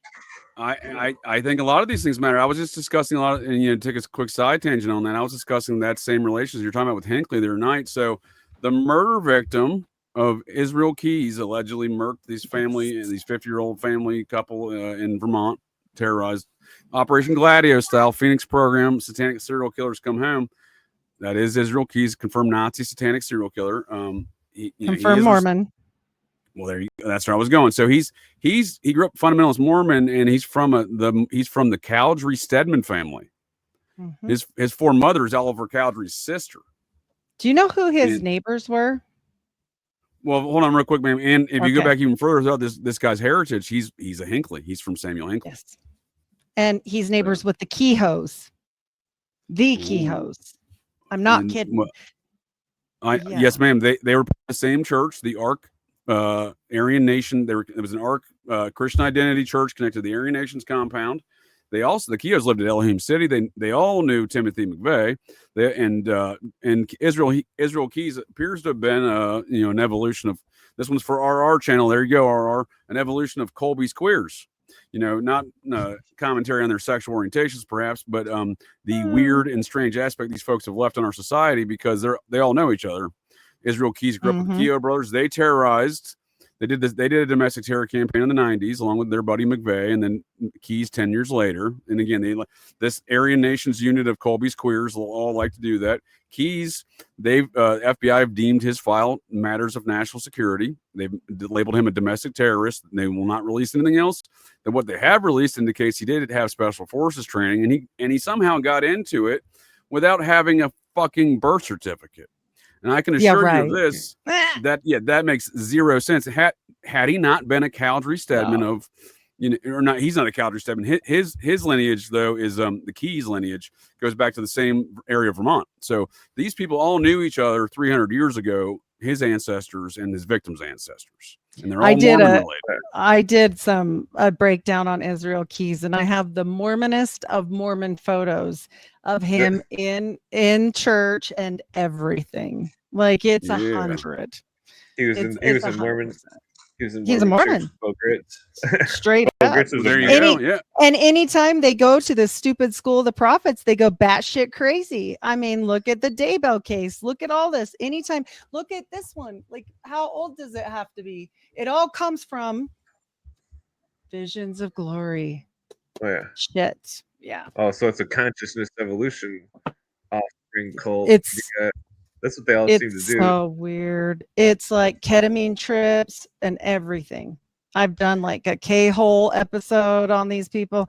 Like they are doing some crazy stuff and they believe it. That's why Lori was so fine. And I've talked to her family, everything. I've done an episode with them. That's why she's fine about where her kids are, because she's like, oh, no, they're fine, because she thinks she knows better than God because of the damn school of the prophets shit. Every time they bring this shit up. Yeah. Well, we do look at these matters, and again, once it's without fail, Charlie Kirk, his wife, Society of Cincinnati stuff, Israel Keyes, Mormon stuff. Again, he's from his victims are from the praising the Mormons. Yeah, right before he dies. But I'm just saying, beyond that, we're looking at a deeper storyline of these narratives. Again, Keyes is only Keyes because he was born into it. Right. His victim was only victimized because they were born into it. That Vermont couple, who, by the way, the FBI says are dead. The Vermont State Police says are not dead. So that's weird. But we see that victim's a Stedman Cowdery, and then Keyes goes back. Keyes goes back to that same area, and his, again, Mormon heritage, and his grandfather, disregard his great grandfather, was a commander of the U.S. Navy who died in World War I. So again, we see the same kind of, the same things. Well, I'm just saying, like, there's a reason Israel Keyes gets accepted in the Army and the programs he gets accepted to, and it's because who his daddy was and what did he do. Who's your daddy? Same with Ian Fleming. Who was Ian Fleming's dad? What he do? He was a member of Parliament. And what did his daddy do? He was one of the richest men in Scotland. And what did his daddy do? He goes on back to the Templar with those boys. So that's what I'm saying. These are deeper narratives. People even now, and what happened with the Hamblin case? Where did the people run when shit hit the fan? They ran to Scotland and bought a freaking castle. Let's get real now. Levitt took off and bought a damn castle in Scotland. Why? Because they believe in this Mary Magdalene story, and they believe they're the divine Jesus bloodline. They truly believe it. So, well, they're not Cowderies, they're Pratts, though, right? I'm not mistaken. But all of them, they all believe this as no. I'm just saying what I'm getting at there is we see across the board, we see anyone within this Mormon hierarchy, they're all from the OG families. Yes, so and the Cowderies get dark. Yeah, the Cowderies not just Keyes, not just the Courier victims. I'm just saying, like, the reason why we know these names is because they were born into it. Right. Yep. Yeah, the Mormons are just like the Vatican and Rome and stuff. They go on missions. They don't hide that. They call it a mission, but nobody clicks in their brain. Like, they're on a mission. Well, I'm glad you said that. So it's interesting. This kid who asking, I saw a comment here about whether or not Kirk was shot from the back. Kirk was not shot. What we saw was stagecraft, first and foremost. Well, what I think was probably going on was what I think a lot goes on within these things. You have factional warfare, especially within the Society of the Cincinnati families. And they're apparently running psyops on psyops, or attempted assassination attempts on a psyop in response. So I do think that is present and accounted for there, especially when you deal with the Swedish side of the Society of Cincinnati with his wife, and he's got heritage in the Virginia chapter himself. But nonetheless, we see the fella who's allegedly shot Charlie Kirk, Tyler Robinson. His father was a Mormon missionary. Who's his daddy? What'd he do? He was a Mormon missionary at the height of drug running out of Colombia. He was a fucking Mormon missionary in Colombia. It's Well, he's interesting probably a because, Romney. That's He's ridiculous. probably a Romney. You know, I looked up his heritage. They are of the Robinson family. So the Robinsons joining Kirtland. They are an old school Mormon family. They're just not a founding Mormon family. Gotcha. So he does have lineage. So I've been separating these Mormon lineages in different pockets. So you have the Burnover district pocket, whether or not you call it the Batavia pocket or the Palmyra pocket, because they've had a couple different locations there. Then you have the Kirtland incarnation, right? Because that's a very distinct aspect when you have Sidney Rigdon. I remembered his name this time, man. There you go. When you have Sidney Rigdon bringing all of his Campbellite followers there, all his apocalyptic Campbellite followers, right? So then you have that's the Kirtland. Those are the Robinsons. Then you have the Independence, Missouri incarnation, where a lot of the Robinsons stayed in the Kansas City area. Following these migrations I've been following, and then so there's a lot of men. The Mormon Zion region of Independence, Missouri, and then you have more of them that stayed in and around Springfield, Missouri, and became very major political figures even after they left Nauvoo. Right. Nobody follows what happened to Rigdon's clan. Nobody follows where all that went after the fact. Right. No, nobody really cares, but it gets weird. It gets real weird. So I wanted to bring really up weird if you think about this too. If you think about the Joseph Smith Jr.'s, disregard the third, who took over the reorganized, now the Community Church of Christ. Is that what it's called? Yes. Used to be the reorganized LDS.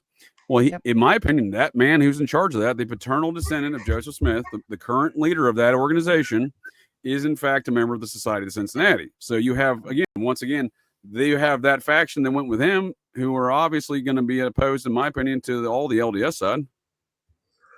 I wanted to bring up, because we were talking about the Mormons and then the Kirk dude. So the Mormons church, all their churches are all big and white. And this goes along with the Aryan race conspiracy, the Great White Lodge or whatever on Sirius. But so Charlie Kirk was wearing a white shirt, and if you grok and look up how many times he's wore a white shirt on video, it says 1. And that the symbolisms of these occultists, like Kanye West, he changes his profile picture and his background to all white. It's a symbol of their ascension and all this stuff. It's very interesting because it connects the same with the Baha'ism, has white temples, white clothing, same with 33rd degree Masons. It's all boiling into this strange. Some of the stuff about the Theosophist stuff is all about colorizing. That the colors were the symbols of human emotion or consciousness, and that this whole I got into this whole thing from learning about the Wizard of Oz. Steiner. Yeah, Steiner talks about this. But they use these cults are they're real, and that they're working tirelessly to bury themselves in the literature or in I think that's why they make all these movies and stuff, possibly because they want to make sure that everybody thinks that nothing like that could happen, because it would just be a movie, because they've seen so many movies where if there was a secret society taking over the world and had some kind of racial supremacy bullshit, that they are you telling me, sir, if I've seen it in a movie it didn't happen? Is that what you're trying to tell me right now? And I do want to shout out to Kresha Easton at Difficult Research. Lori Vallow's niece is in the comments in the chat. So, yeah. You mentioned Daybell earlier, and I think I've always found it intriguing. I have a lot of thoughts on all of those cases and the prosecution around it, but I've always found it intriguing Daybell's connections directly to the upper echelon of the mothership. There was a few characters, one particular in the Council of 12 clowns, first counselors. There was a big proponent of Daybell's apocalyptic writings, and a big fan of Daybell. So he had connections to the top. That man was, I believe, it was that same guy I'm thinking of, the 12 apostles of the current mothership. He was very good friends with Robert Redford's Mormon buddy, who he started the Sundance Film Festival with, who was a convicted kid diddler as well.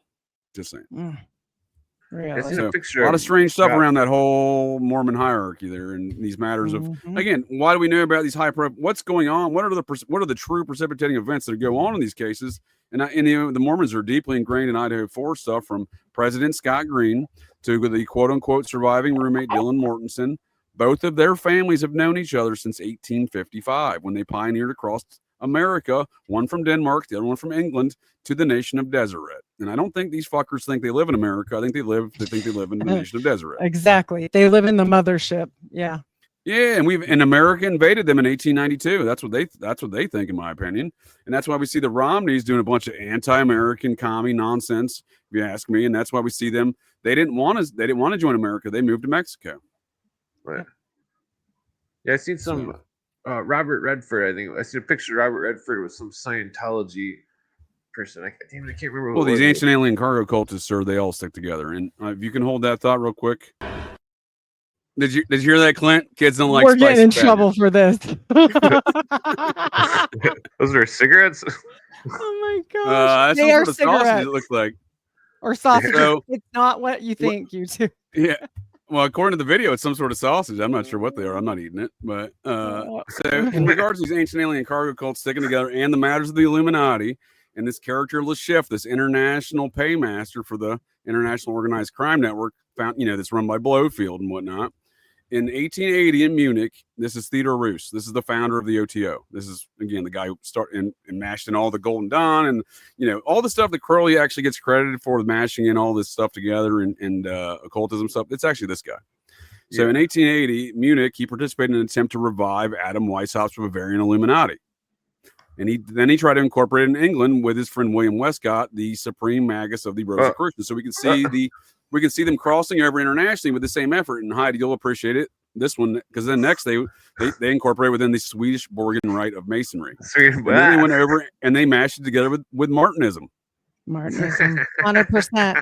Martinism has got some explaining to do with that star. So this is exactly what I'm talking about when we see these. Not only these guys are all have ancient alien cargo cult belief systems based upon the earlier incarnations of theosophy with those ideals and whatnot, and Rosicrucianism. Right. So we see all of them mashing them together right here. We see it all revolving around the Illuminati. And we see the current folks in charge over there, those Bavarian fuckers who call themselves British, the Windsors, used to be the Saxe-Coburg fuckers. They, they're the ones who got these people off from being held accountable for this nonsense.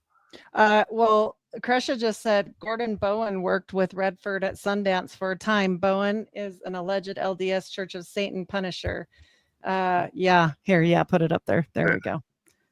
That's not the guy I was thinking of, but that's great. That's Kresha, we should chat again soon. Right. Yes, that is wild. So these occult orders, Cooper said he says he could never figure out what the whole meaning behind. He would go into these great details of these Illuminists and Masons, all these groups, and that he finally found out that the secret of them all was simply to control the masses with these ideas of this alien cargo metaphor. It's they use this as a hook, line, and sinker, like something to lure people in with the mysticism, and they even have programs of self-indoctrination. People can brainwash themselves into these occult orders.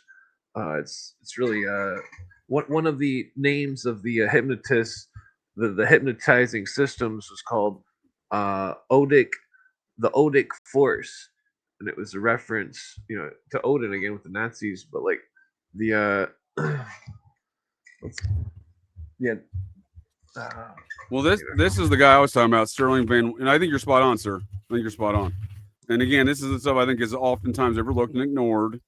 And again, people have been telling folks about this publicly since 1947. I don't know, I'm hollering at folks, but in fiction. So that's why this is one of the things when I started considering these ideas. I've been a big fan of film for many years, but since I was a very, very young man, I used to watch and review my own films and whatnot, and write reviews for them, and it got published in local papers. I did that as a young man, but anyhow, I've always been a big fan of films. But over the years, when I started realizing there's so much of this in writing stories myself, that there's only so many ideas in this world. You're basing off the folks who write things, base them off of things that they've seen or witnessed or have perceptions of or purviews of within. And and obviously we see Fleming here is embedded so much in these stories, and I just think so much of that is ignored. I know a lot of folks like, 1984 came to life. Well, this was written at the same time these stories were, and it seems like they were telling another tale of a globalist enterprise that was trying to take over the world. of a communist fashion or auto. People get wrapped up in too many of these ideas of communism, Marxism, socialism, Nazi. It's autocrat. It's authoritative rule over others. It's anti-liberty nonsense. Yeah. It's all collectivist bullshit. There Collectivism. you go. You can't have individuality with collectivism. I want to bring up this picture here I got. Yeah, okay, so this I've seen this. It was the 1967 one. But so this is they were alluding in the movie to well, I mean they weren't, but in the movie Indiana Jones 3, there was a cookie in it where fucking he alludes to this scene in the movie where Sean Connery breaks the statue and then puts it back. And in the Indiana Jones 3, he breaks the base and put it back. Yeah, and he says that's a fake. It's not from the Ming Dynasty. I know that scene. Real well. Yeah, I thought that was pretty funny. I was like, oh, what? But because it's interesting because Connery in the Indiana Jones 3 was a Templar, basically. The well, yeah, all the secrets, all the intelligence. Yeah, he's tracking. That's the whole plot of the film, right? I mean, it's tracking the Knights Templar. Yeah, the intelligence agencies are all littered with either Templars or Freemasons or Mormons or Well, sir, I think you're spot on, and I argue these my apologies, sir. These unintelligence agencies, as I call them, they're all the same as a cult. So you either have Scientology, for example, is no different than the CIA, except for this one thing. Scientology is a intelligence operation or unintelligent operation operating as a cult, and the CIA is a cult operating as an unintelligence agency. So it's the same shit. Yeah. Cooper would say the Illuminati was the leaders of all the. It was the machination of the leaders of all the secret societies. And it was that was my point, sir, with Theodore Roos and Crowley here, and the tale we're being told by Ian Fleming. Is Crowley being this paymaster, Les Schiff, who's probably a combination of Jacob Schiff and Aleister Crowley, and the occultism paymaster aspects of this organized crime enterprise, which involves these Greek guys, probably Basil Zaroff, mashed together with the Stavros and a little bit of Onassis sprinkled on top. Yeah. But otherwise, we hear George Washington's a fascist, George Washington's Illuminati, Thomas Jefferson's Illuminati, Ben Franklin's Illuminati, all this other Illuminati nonsense. And we see all of these occult organizations documented, being charged for their fucking by various nations. And what's the response to that? Well, they'll just take over those nations. If you're getting charged in England with William Westcott for these activities, we'll just take over the nations. Again, it is King Charles' grandfather that assured no one got charged in those matters. Yeah, they were definitely working with King of Windsor. He is the Saxonburg Bavarian who took over Britain and called himself Windsor. Yeah, the British Israelism is it's a dangerous thing. It's the same shit. Yeah, because they believe that they are this symbolism of Jesus or whatever. It's like I want to bring up a quote to basically it's some of my evidence that I think the founding fathers were against the secret societies. Let me see if I can find it real quick. I think it was under Ben Franklin. Basically, the quote is it's in France. Yeah, here it is. Okay. France stuff? Well, while you're looking up France stuff, let me bring up something Society of Cincinnati related in the basis and the storyline of James Bond. So James Bond gets in the backstory of James Bond, he gets his 00 status by murking some double agents for the British services at this location in Rockefeller Center, which was an actual place during the war. So Society of the Cincinnati member Winston Churchill and Society of the Cincinnati member Franklin Delano Roosevelt concocted an agreement in which to establish this secret MI6 headquarters out of Rockefeller Center in New York City. The British Secret Coordination was a covert organization set up in New York City by the MI6, their international secret service, the same secret service as Ian Fleming, James Bond, Aleister Crowley, so on and so forth, upon the authorization of the Prime Minister Winston Churchill. Again, Society of the Cincinnati member. His mother was American. He got that membership. There's some things that claim it was there's some things out there claiming he was an honorary member, but if you look up his genealogy, I assure you that in fact his mother's father had no sons, much like Heidi pointed out to me that when Jackie Bouvier's father had no sons, JFK Jr. got it, aka Aristotle Onassis' son, JFK Jr., aka Blowfield's son. So again, Society of Cincinnati shit when that dude's son was born into it. You want to click You know what that I mean? picture on there? That on the wiki, that statue, is that Prometheus? Yes, sir. You're not familiar with this? Rockefeller Center? That's I've seen the other one with Prometheus, but is that also Prometheus? It looks like something. Let me bring up Atlas. Yes, sir. It's Atlas, I believe, right? But Yeah, those are same representation, right? Yeah, the mystery school. It's their symbol of the man as God, basically. But I thought this quote's interesting. What's Atlas represent? I thought he was also the bringer of information. Pretty sure he was one of the Titans. He is. That's what I'm saying. But is it a different mythology than what you tell me? What's the difference? Well, you tell me, sir. What's the difference here between Atlas and Prometheus? What's like the Illuminists? The best metaphor I could do is between Prometheus and Jason. There's actually a secret society called the Jason Society. That's the Jason and the Argonauts with the Golden Fleece. But so the Golden Fleece. I'm getting Atlas and Hercules mixed up, maybe perhaps. Or you go ahead, please. Yeah, well, Hercules, I don't know enough about these old mythologies. Well, so basically, the Golden Fleece was the symbol of the attainment of the fire from the gods, same as Prometheus, and that all these different stories, the head of the Gorgon, all these, they're all symbols of the attaining of the light of the consciousness of man. It's the same story. Yeah, that's what I thought. Yeah, okay. Yeah, they're both kind of information bringers, right? They're brothers, right? They're brothers, right? They're both sons of Zeus or some shit, right? Yeah, Prometheus is basically Apollo. It's all the same. Yeah. And Atlas has to hold up the world because he was punished by Zeus in the war between the Titans and the gods. Yeah. I just think a lot of these things are representative of a lot of the same concepts, and depending on the day of the week, they just want to have a different concept for that idea. Yeah, I mean, it's all surrealism. It's like each story, it all has this light metaphor, and that's what if you go into Masonry, the first thing you gotta ask is, I seek light. The light's the symbol. I thought they asked you, "Are you a fellow traveler?" Well, I guess they ask you if you believe in God, but yeah, they do this. That's what the communists say too, fellow traveler. No, I've been asked that before by my folks I know are Freemasons, trying to check if I'm not a Freemason. If I'm a Freemason. Oh yeah, just telling it happens when you travel a lot. When you travel a lot, I guess they assume you're which way you travel from. Yeah, it's code in the occult stuff for There's 2 levels of it. Where do you jam things up your butt? Was that what's code for in the occult world in Freemasons? Well, according to fellow traveler, the symbol you travel to the ER when you jam things up your butt. That's what they do in Freemasonry. No, that's not it. Am I off base? Okay, my bad. Well, this is relevant. I just assumed in Freemasonry, much like fraternities in college, they just shove things in their butts there. They just shove bigger things up their butts later in Freemasonry. I have a whole show on this. We just butt did jamming? this. Actually, things stuck and having to be removed. You were talking about medical stuff, so you know what I'm talking about. Are most of those people from fraternities and other fraternal orders? Yeah, I've helped the removal process. It's not fun. So yikes. The fellow traveler thing, the occultists on the dark side, they use it as a term for have a out-of-body experience. They're asking if you travel out of body.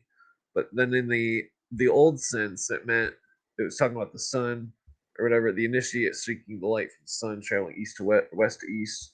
But it was also alluding to the old the first degree, which goes back to piracy, which is that basically you swear in the first degree to have your throat cut, tongue torn out, buried at Same for Mormons. Cabled links from the eastern shore, and that that's the same as the Colombian necktie. The old Colombian necktie, huh? Wonder if Tyler Robinson's father gave a couple of those when he was down there on that Mormon mission or not.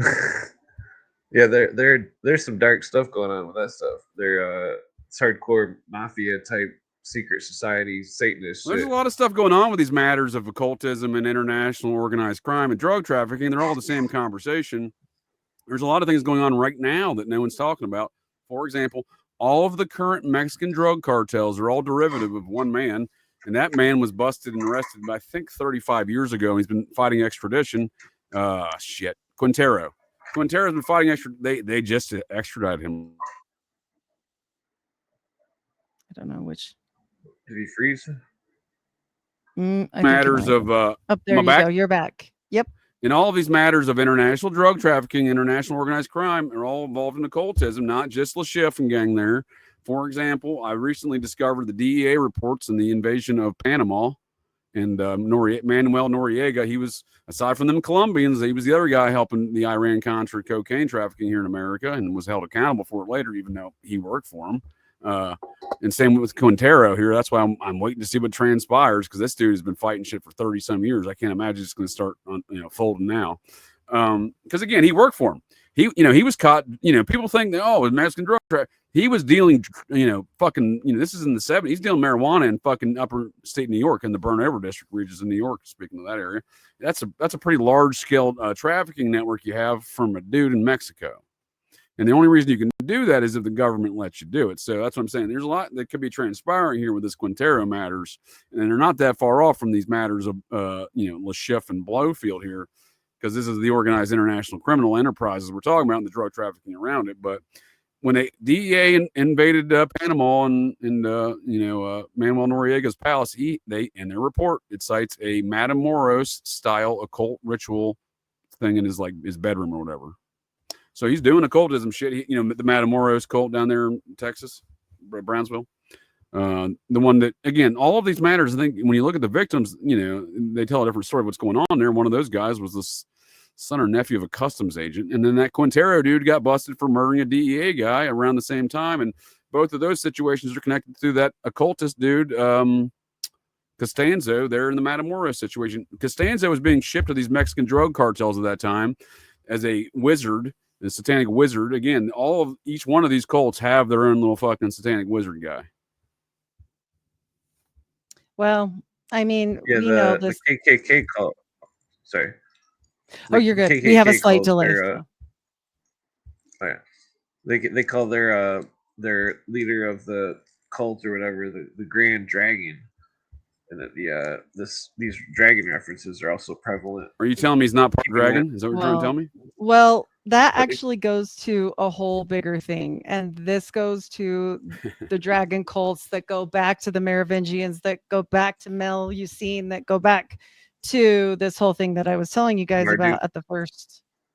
So Melusine is a little bit different, but yeah, it's all these, Skoda, different things. So yeah. What is this? I'm not tracking, ma'am. Can you say that again? Maybe I cut out over here. So the Melusine is the Starbucks lady, and there's a whole bunch of different things, that talk about this dragon cult. This is real. This is like the blood of the dragon cult. Yeah, it's real. How do you spell that? How do you spell that though? Melusine. I think it's Mellusine. Try that. I'm pretty sure. So how is this this is, to me, this is the same thing as the cult of the dragon. Dragon. What's the Babylonian fish goddess? It's not exactly the same as that one. Melusine aren't these different characters and different cultures perpetrating the same concepts and principles? I don't know for sure if it's the same exact one, so I didn't want to misspeak, but I know the story about Melusine. So Chris Everard brings that up. Yeah, it's the same. It's the same. If you take the salient characteristics of the character and stories, it's the same stuff across different cultures. That's what I'm saying with the Greeks and the Romans stuff before. It's all the same principles and concepts. And what's the one I can't think? I always call Starbucks. My son loves Starbucks, always has. And I always call it and I try to tell him, I'm like, look, dude, you go to church on Sundays and you learn stuff from the Bible. You want you look in there and look about them stories about the Babylonians and paying, tribute to the fucking fish goddess lady things. And, the reason why Babylon had to fall in your Old Testament tales there. And then understand that we're seeing the same thing in our modern culture. This is folks who go to Starbucks, in my opinion, are doing no different than they did in Babylon by paying monetary tributes to the fish goddess. And the House of Anjou, though, is a real bloodline. Like, it's not just a story. So when people look up this House of Anjou, and I know because this is my bloodline, and this is why I know about it, because I was like, I'm a fish person. Like, this gets so bad. I was going to say, all of the presidents of the United States are too, ma'am. That's the House of Plantagenet descendants there. And that's Plantagenet, yes. Yeah. Yeah, I don't do French well. No, you're good. You're good. I just know because it was weird, and yeah, I was studying my stuff and I was like, really? Isn't This is plantain? the story. Isn't plantain French for farm? I believe. I may I be don't off. know. I haven't been to French class since 7th grade. That I'm not sure, sir, but I do think that there is something to this. When folks go to Starbucks, again, look at their logo. You're paying monetary tributes to the shrine of the fish god. It's no different than folks were doing in ancient Babylon, or Yeah. in the incarnation in Europe throughout the royal family. There, again, it's the same bloodlines, different times, different cultures, same concepts and ideals of these gods they're worshiping, and then the languages change. That's all it changes. That's the only reason that people are get confused is because is the fucking language that changes. It's not nothing else changes. Times change, language change, shit stays exactly the same. Yeah, the occultists say that when the symbol of a person that's half animal and the bottom half is the animal, that it's a symbol of the what the hell is that? The equilibrium. Wait. Top half fish, bottom half human, or bottom half fish, top half human. Bottom. Because like they consider fish, top human. So we're talking Well, mermaids.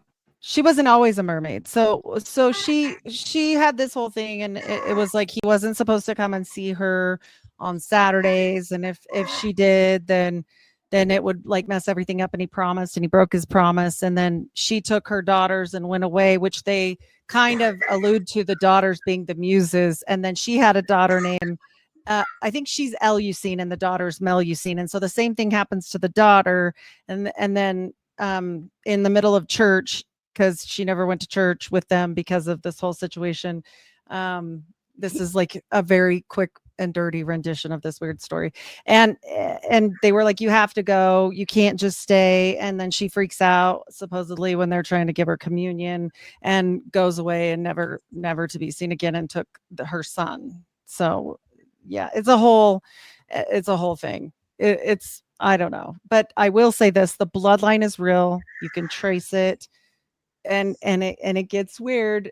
I mean, like, I can't say all this weird stuff is true, just the actual people. So that's kind of quick and dirty. Chris, I appreciate that, man. I think that's a good explanation. Again, I think these things, these concepts, these ideals have been passed down through these bloodlines.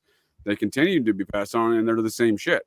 You know, there's everything is the mysteries. Everything is the mysteries. And these important people that go away for 2 years for their mission, they're not always going on a mission. They're going to mystery schools. And if you wonder why they come back different, only the chosen, though. Only the chosen ones. Yeah. The RH negative conspiracy. I'm not sure if you guys are familiar.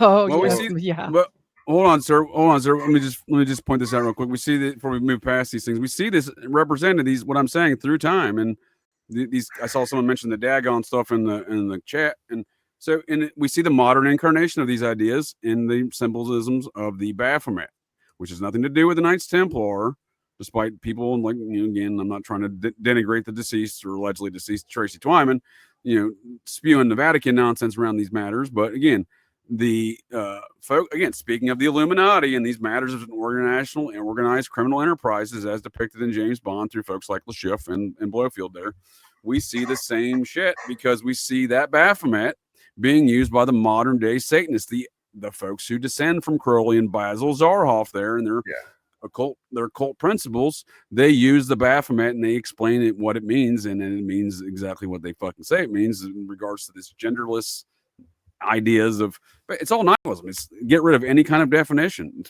beyond the communists are changing the definition to eradicate all meaning.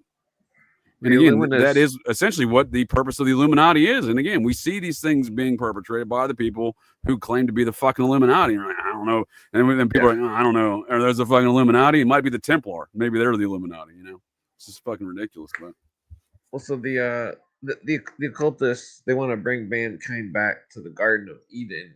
It's a metaphor for they know not sex or whatever. And this is where all this authoritative stuff is control. from.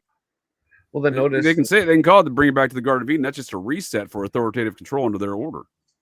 Well, in their symbolism of the Baphomet, which Eliphas Levi drew, and Aleister Crowley professed to be the reincarnation of Eliphas Levi, born 3 months after Levi's death. Yeah, all the occultists quoted Levi, Blavatsky, Albert Pike, but the symbol of the Baphomet is it's a symbol of I mean basically the lost replacement of the generative force of Osiris, but it's so if you notice the crotch of the thing is the staff of Mercury.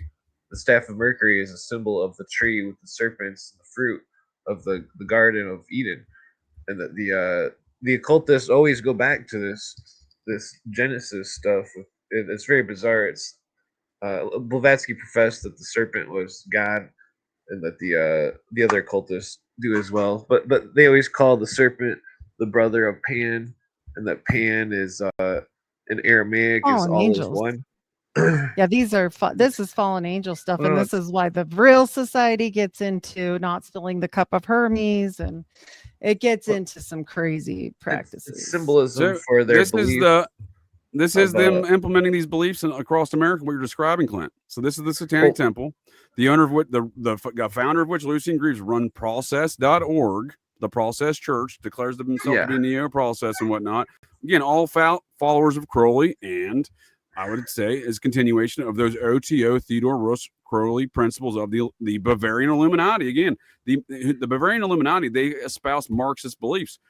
We're seeing the Marxist beliefs in this organization. We're seeing them implement the Baphomet, which they describe as this genderless creature and the reconciliation of opposites, as they describe, which is a process church theology, who also espouses Marxist ideals, who also is derived from the Illuminati Crowley OTO business. So again, look no further, and these people are putting this stuff in state capitals, etc., trying to claim it's a freedom of religion bullshit. So, and it's authoritative nonsense of the Illuminati, and they're trying to subvert any sort of liberty by using liberty as their excuse in which to do it. Yeah, the occultists they're all trained to only use emotions.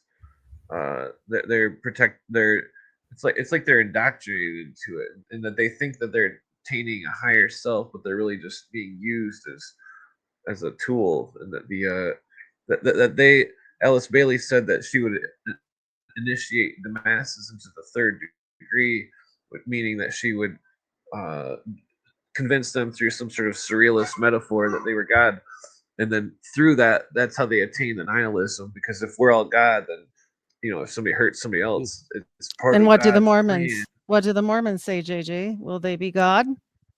Absolutely. Yes. You They can only say hope. that? You can attain Yes. that, right?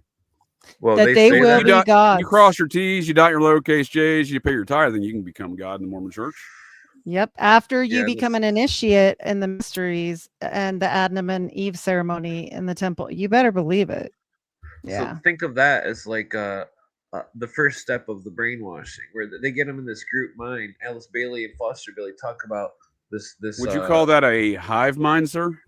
Yeah, it's they call it. They say it's the past, present, future rhythm, and Well, that is the nation of Deseret. It is the hive. It is the beehive. But what they do is exactly what you said, is they harvest the energy from the unknowing. The unknown initiates that don't know what they're doing. They're the porch Mormons, no different than the porch Masons. And they are being used and controlled for the power of the elite, period. Yeah. And I'm that's surprised why you knew the that Mormons term. will tell you, that's why they'll sit there and tell you, no, nothing weird ever happens, blah, blah, blah, because you have to have a certain amount of normal people to cover up the weird that goes on at the high level. That's for damn Yeah. sure. You can't come out the gate looking like Basil Zarhoff and telling folks that you're a nice organization. Or Crowley when he went to go have his wizard war. That was my favorite. Yeah. So what I mean by this is the nation of Deseret, they do think they live in some sort of beehive situation. And Heidi brought this to my attention. This is the every nation or every state in the union dedicated a brick to the giant dick statue in the land of Washington that he never asked for. George Washington never said, you know what, after I'm dead, make me a god inside the ceiling of Congress and build a giant dick statue in my honor. He never once said those things. So this is what I mean by this cult of George and this anti-liberty faction that wanted George Washington to be king, and they continue on. So we see the good old folks out there in the nation of Deseret donated this beehive to the effort. The Cult of George. And what do we know is the name for JFK Jr.'s magazine? Ba-dum-bum-bum. And he was he was a member of the Maryland chapter of the Society of Cincinnati. So, and again, I think there's the cult of George firmly operates within its hierarchy and headquarters within that Society of Cincinnati and some, in this anti-liberty faction. I think so, because again, there was a faction of the folks that were into this globalist European interest, nonsense, anti-liberty nonsense, that wanted to continue the way they did in the old world of the monarchy. They wanted to do that here, and they wanted the new monarchy to be the family of Washington.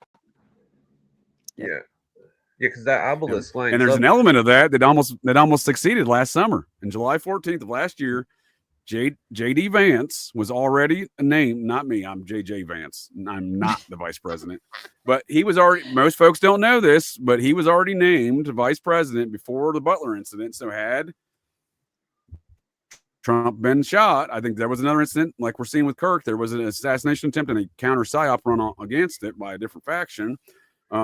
And I can argue numerous points on that matter. But my point being is, had that been successful, then we would have George Washington's descendant as the president, J.D. Vance. And this would have occurred 6 miles away from that same anti-liberty faction in an assassination attempt on George Washington in 1781. So make that make sense, well, right? So we see that's the same year, so much time apart, right? With the same people trying to murk the same bloodline in the same location. Oh, yeah. That's the same year the Illuminists they adopted the all-seeing eye as their symbol, 1781 or 1782. But I want to say, you're talking about the obelisk. It's like I remember you saying that the land for the obelisk was chartered by the Cincinnati, and that the Scottish Rite Temple, if you look at a map north to south, the obelisk lines up with the house of the Temple of the 33rd, and that land was chartered by the Prince of Prussia, who was the head of World Freemasonry at the time, and that but he was also indoctrinated into the Swedenborg Illuminism through Weishaupt. What's his name? I can't remember. What's his name? Right, the king, the Prince of Prussia, or whatever. The Prussian royal families fought. The Prussian royal families fought in the American Revolution for the society. Yeah, we have numerous members of that Prussian royal family represented, like General von Steuben. Yeah, there's let's get something about. Oh, did you want me to bring something up? Is that what you said? Oh, I can do that. Yeah, I did have. I can bring stuff up. I did have this on the other hand. So this, I believe, is evidence that our founding fathers were against European secret societies, because basically it's Ben Franklin saying a big "F you" to the people in France and England or whatever. That's my point. That's my point. So, but on that note, sir, I think that's a great point, if I may. How do you battle secret societies if you're against them? Do you form your own secret society? Because I presume that's probably the playbook. I think that's what the Cincinnati Society was formed. Because there you go, sir. And that was my point. And that's why I think George Washington conceded the efforts to start in the Society of Cincinnati, despite being against it, despite seeing a lot of things. He'd already faced 4 different very public coups in attempts to even establish this country. And then after he does that, in the wake of he sees these things forming of the Society of Cincinnati, different machinations within it trying to take over America, like the Burr faction and Tammany Hall, which Burr started, which goes on to be a factor even in the Great Compromise of 1877 that ended the Civil War. Same group of folks. Tammany Hall, same group of folks. Same anti-liberty faction started by Aaron Burr. So we see these things. That's what I'm saying. You're making some good points. I think that's why Washington started these things, because again, he sees these things. Again, if you see secret societies operating in opposition, how do you combat them? And they lost, because we can look at it all around us, and they've all started connecting where they used to fight. Now they don't. And when you look into Mormonism, you might want to notice, yes, the Rothschilds saved the Mormons at one time. I'm sure JJ knows about this. But then later, we know that David M. Kennedy saved the Catholics. So it's all come full circle. And then they let them build the temple down the street. In Italy. No, that's a good example. No, that is a good example. I do like to argue these ancient alien cargo cults who fractured millennia ago are now coming back together like Voltron for some weird shit that's about to pop off. I don't know what it is, but when the Process Church has their museum in Rome, the Mormons build a temple in Rome, and all of a sudden the Vatican's cool with all these other ancient alien cargo cults. Well, there's something more to play here. Exactly. And Washington was a Freemason at 20. I think Washington was a Freemason at 18 or 19. out there in Winchester, Virginia, where he was the county surveyor when he met the Vance boys, Clan Vance out there. That's how he met Martha, his wife. Matthew Vance, Abner's father on paper, was married to Martha's first cousin, and that first cousin, Ann Jones, it was Martha and Ann's grandfather. The revolution was plotted out in his church in Williamsburg, the Bruton Parish Rectory. So they were the men of the cloth, the Bruton Parish, and again, Washington's version of Freemasonry is starkly different. He quit Freemasonry, started his own branch of Freemasonry. Many folks don't recognize that. Well, so Washington, he received a letter from G.W. Snyder, and asking about Robeson's book Proofs of Conspiracy. Washington replied that he had frequented the lodge 30 years, which would have been 1768, because the letter was written 1798.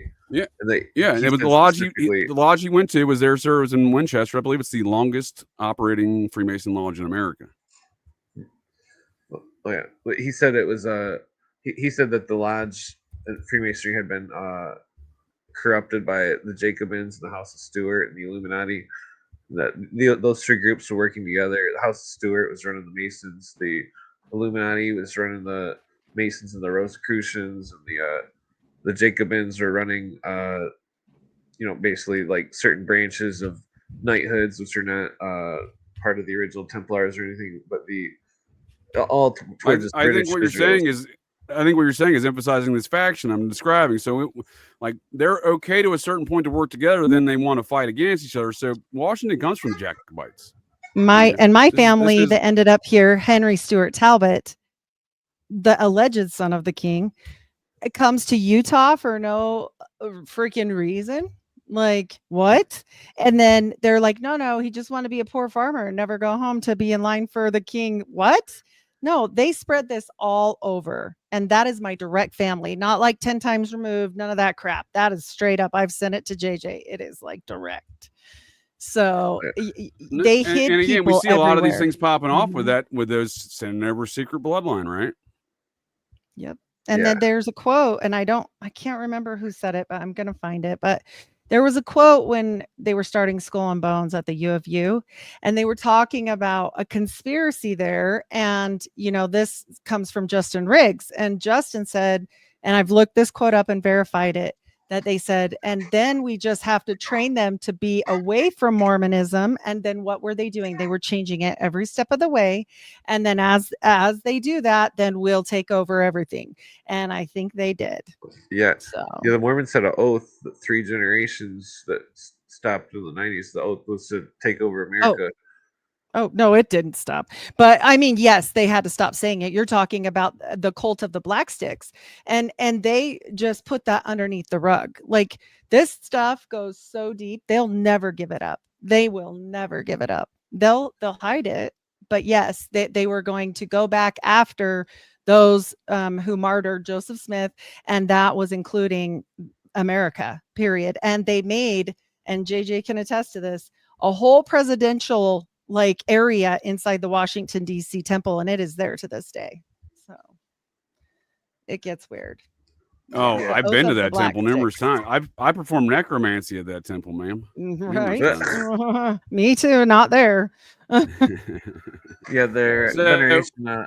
This is George Washington's Masonic Lodge, National Monument there.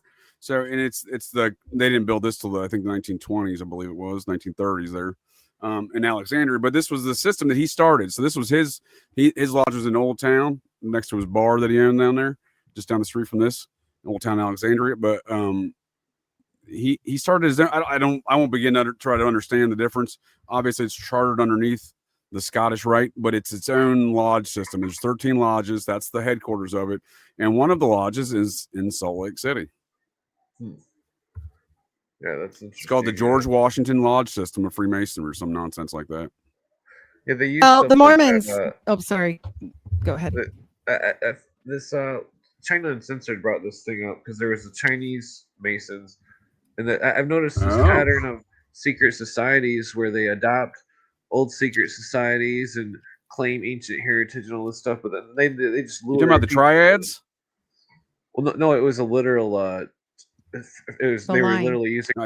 From my understanding, the current triads are the the modern incarnation of the Chinese Freemasonry, and they had their own revolution against the royal bloodlines of China in 1776.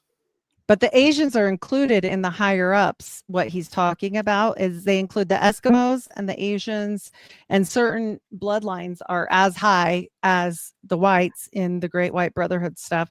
And you're right, this sacred line to rule, and this is literally what they say with the star on it and everything. You ought to see this genealogy chart thing, and it says from this line, King's will. Do you have it? You can put out. No, I just got to comment on this real quick, ma'am. Do you, our channel, I appreciate your dedication being wrong. Do you believe every piece of Vatican propaganda? You believe that was a Vatican propaganda piece of George? In the land that George Washington, the Vatican wanted to take over America, of course they're going to tell everybody George Washington converted to Catholicism. Get the fuck out of here. You're ridiculous, our channel, but I appreciate your dedication to being wrong. Well, what were you saying, ma'am? I got distracted by the CIA propaganda. And the divine right to rule pedigree is a real pedigree for the Mormons, and they include everything. And all of this information, you might ask, why do the Mormons have my pedigree or your pedigree? Well, mine is easy because I was born in, but somebody else's pedigree that never was. Well, that is because they worked with IBM, who worked with the Nazis, who got it released to them via the CIA. And that is a declassified document that anybody can go look and see. And when they used to sell this divine right to rule bloodline by Archibald Bennett, and anybody can look this up. Hey, I know the Bennetts. Yeah, exactly. And but not that one, JJ. They say they're not related. My eye. Oh, sure. My eye. We don't know each other. They always say that. Oh, we don't know each other. Just like the Topsfield people didn't know one another, and they're involved in the Inquisition on out. But this is all 100% part of the secret society. And you're not wrong. The Templars are, for me, I will tell you 1,000,000% proof positive. They are part of this. Like, this was all one big thing back in the day, and we are never going to know the truth. That is for sure. But there is little pieces of truth scattered about in the Micmacs, in Canada, all over the place. So, yeah. Yeah, I think what you're describing there is the leftover remnants of a Templar society that was shut down by the Vatican. And we see that with their languages, their symbols, their culture. But we know that it went underground and it didn't die. And so we know that every God is not the God of the Hebrew Bible. Okay. That's not true, know that every Sunday I was told this is the true church and this is the true God. And this is, but these people. So the Mormons told me, you're telling me the Mormons were wrong? Well, no, they didn't tell you that. They didn't tell you that because they believe in multiple gods. We know that. But you know what I mean? Like the brainwashing that kind of goes on. They want you to recite that every Sunday, in front of folks. This is the true church. This is the only church. Then, that is true. But they're God. Well, and that's kind of the hypnotic nature of what we're getting at here from when we started this conversation earlier. And I do thank you all for joining me here. We'll be bringing this thing in for land here shortly, but I want to try to bring that, loop that around that point there to this hypnotic nature of all of these things. I mean, that is something we experience every week. And the Mormon and the mothership is they want you to say that every week. And on Fast and Testimony Sundays, you better be up in front of that microphones. I'd like to bear my testimony. And I know this church is true. You kind of have to, right? I mean, there's an element of fitting in and hypnosis involved in that, right? Yeah, it's all. Well, have you ever? There's an element of you don't want them the teenage girls there in your ward there to think unkindly of you. You know what I mean? Right. You're not an apostate. Listen, exactly. So anybody that has not listened, you got to keep up a social schedule. You know what I mean? You got to keep up a reputation on there. You know. You got to make them girls' dads feel right. You know, you got to make them girls' dads feel right. It's crazy you guys are in that. But listen to 20 minutes of conference of any man that gets up and talks in his meek, mild, sing-song voice, and it immediately lulls you to sleep. Immediate. I'm telling you guys, it's unnatural. You know what? That was part of me as being a very young kid. I had a very manly dad, and I was always like, there's something wrong with these people. I don't know what it is, but this ain't right. Like they're a little soft, They play the songs at 72 beats per minute, same as the heart rate, to sync it up. Yeah, and then they get it's serious. It's the beehive mentality. It's the worker bees. It's the utopian communist concepts that have been perpetrated through that religion from day one. Yeah, the Bailey. There's some Bailey quotes. She talks about this group hypnosis and how it's how the leader of the group conducts the group's mentality, and it's damn it, I forget the technical term she was using, but these occultists they have some very strange concepts going on, like for like that Rosicrucian guy Max Heindel. He was going into the inbreeding and stuff in his book Rosicrucian Cosmoconception, and that there was You do know that continues with the Kingstons to this day, that they have sex with their sisters and uncles and keep it in the bloodline because they have the divine right to rule and they don't want to dilute their bloodline. Well, he was claiming that it gave him Well, I can't really comment on that, powers. man. My Appalachian family tree looks like an Appalachian family pole. It lacks the requisite branches to be called a tree. So there's a reason why, but I'm just saying, I say that jest, and I say that I am utterly shocked I don't have a sub 70 IQ, web feet, and a recessed chin line. But we say these, I have evidence that I'm not joking, my entire family tree is inbred, not just the last couple generations. But you're right about, like, this is sabotage. I'm going to make sure it's my cousin, you know what I mean? Keep the tradition going. This is the sabotage Zevi stuff with the inbreeding stuff and raping things. Anyway, I said grape. But I'm just saying there's a reason why these folks still do these things. And I don't know what it is, but I'm gonna keep the family tradition going. If I procreate again, I'm just gonna make sure I find a cousin or something. I inadvertently did that the first time with a cousin, and I didn't realize it. Oh, Jesus. Well, we're fourth cousins, fifth cousins. I think was our. Oh, you're safe. Fourth and fifth. Well, but I kept it in the family. I kept the family tradition going inadvertently there. I'm just saying there is a reason why all these families are interbreeding. Oh boy. Yeah, the Max Heindel thought it was because they were gaining telepathic powers. I think that's a big part. No, I think really, that is one of the occult reasons of it. Yeah, sabotage Zevi. Sabotage. That's the Zevi thing. You gotta. Yeah. No, please explain that. I think that is a fact. Oh, it 100% is. Then much older than Alice Bailey. She was just, cleaving off the top of his work there. He just was like, let's do all the evil things and have child brides and, keep it in the family and eat all the fats and do this weird stuff and blah, blah, blah. And then, you mean tell me the Mormons would do something like that, ma'am? Joseph Smith would have child brides? Is that what you're saying? Well, guess what? He was practicing. Listen, there's a reason. We'll bring it back to Crowley for a minute. There's a reason why Crowley looked up to old Joseph, and it was because Joseph had control of his cup. He had the cup of Hermes. Oh. He had it on lockdown. That's why there's no more kids. So the Vril Society, the whole deal. Like, I'm just saying. Oh, the Vril Society practiced these same. Grail, sorry. Right. But I'm saying the Vril Society actually practiced the same thing, the sex magic. And it's non-penetration on sex is what it is. And think about this aspect of these Vril societies or these other seemingly disparate organizations, and think about it in an ancient, fracturing millennia ago. Well, we're going to see manifestations in the German. They're cutting us out now. I think that's all we're pointing out when we say these different names and groups. Yeah, they cut you out, bro. Like they're onto it. Yeah. They all dream up the biggest. Yeah, you're back. It said it fast forward for a second. All the cults, they make a new one and they use the same blueprint and they dream up some new scheme with different metaphors. Oh, yeah. It's all 100%. The same illuminous bullshit.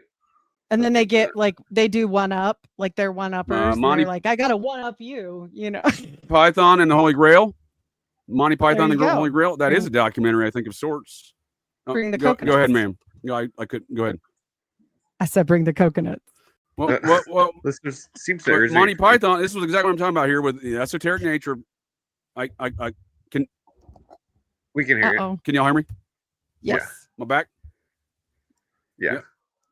So I think this is what I was saying there. This is exactly a good comment about the esoteric nature of films and these bloodlines perpetrating ideas. I think it is a documentary because would you believe Monty Python is brought to you by Clan Vance? Terry Gilliam, the American in Monty Python, his mother is a member of Vance, and that is my Vance, by the way. That is one of ours. Oh my gosh. Terry Gilliam in the X-Files, the writer. Yeah, I know. I am lagging hard. I keep coming in way behind y'all. That's why I was at. I keep cutting out. That's why I keep asking my back. It's not a bit. I just keep cutting out. I was like, damn, you think it's a bit? No, I'm literally cutting out. We have damaged people enough for the day. But no, I think it's.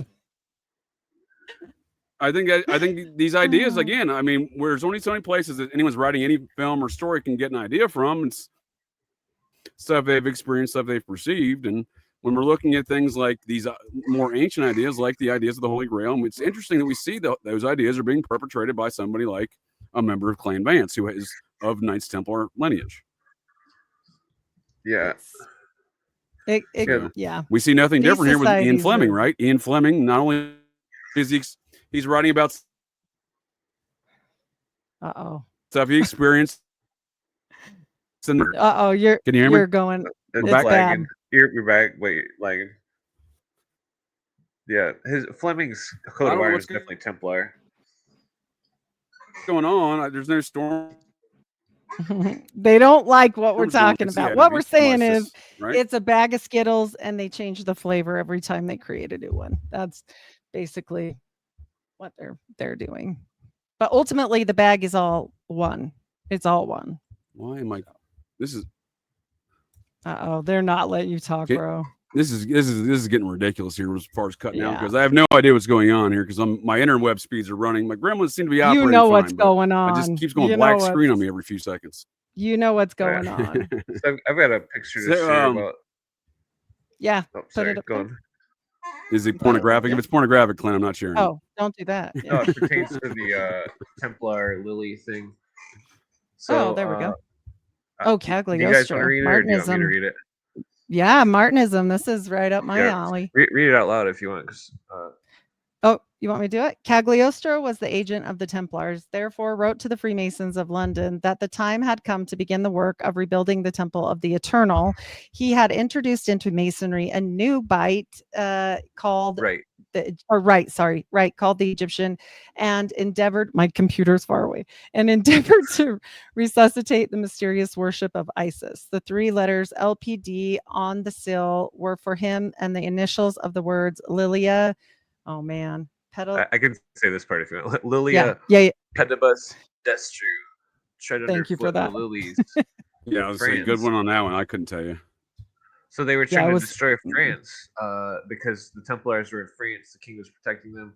I think the founding fathers were connected with Templars. That the Illuminati was to destroy and basically create clone copies of all these different orders. So the lily though is the fleur de lis.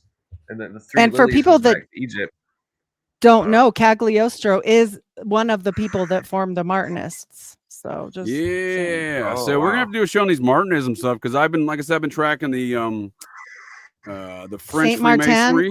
Yep. Saint Martin and Cagliostro made Martinism. Yeah. So that's what we got to do a movie about. There's an epicenter of Martinism. Scottish Rite Freemasonry was introduced into France in 1721 by Andrew Ramsay, a Scotsman. He was a member of the Priory of Sion, allegedly, who used the fleur de lis as its logo. And he introduces Freemasonry into France, which becomes the Grand Orient Lodge of Freemasonry, which the biggest difference there is. Well, the biggest difference there is just the fundamental difference is in the York Rite and Scottish Rite, they have the Bibles, and this one they just have an empty book in the middle of also in Martinism, the huge thing in Martinism is they are a practicing magical order. They practice Solomonic magic. I will stand by it till the day I figure out something else. Ma'am. But that's what I'm getting Joseph to. Smith, was a Martinist. Well, this is why we see that. This is what I'm getting to. This is the origin of Joseph Smith's Martinism business. So this is Scottish Rite Freemasonry. Becomes a Grand Orient Lodge, mashes together with the French chapter of the Society of Cincinnati, and then Martinism and Swedish organism. Yep. So we see the epicenter of all that activity around this guy and the Priory of Sion. The Knights, those are the folks that guard the Knights Templar bloodlines, and I will assure you, that's a fucking real tale too. It's not just one you hear about in a Da Vinci Code, movie.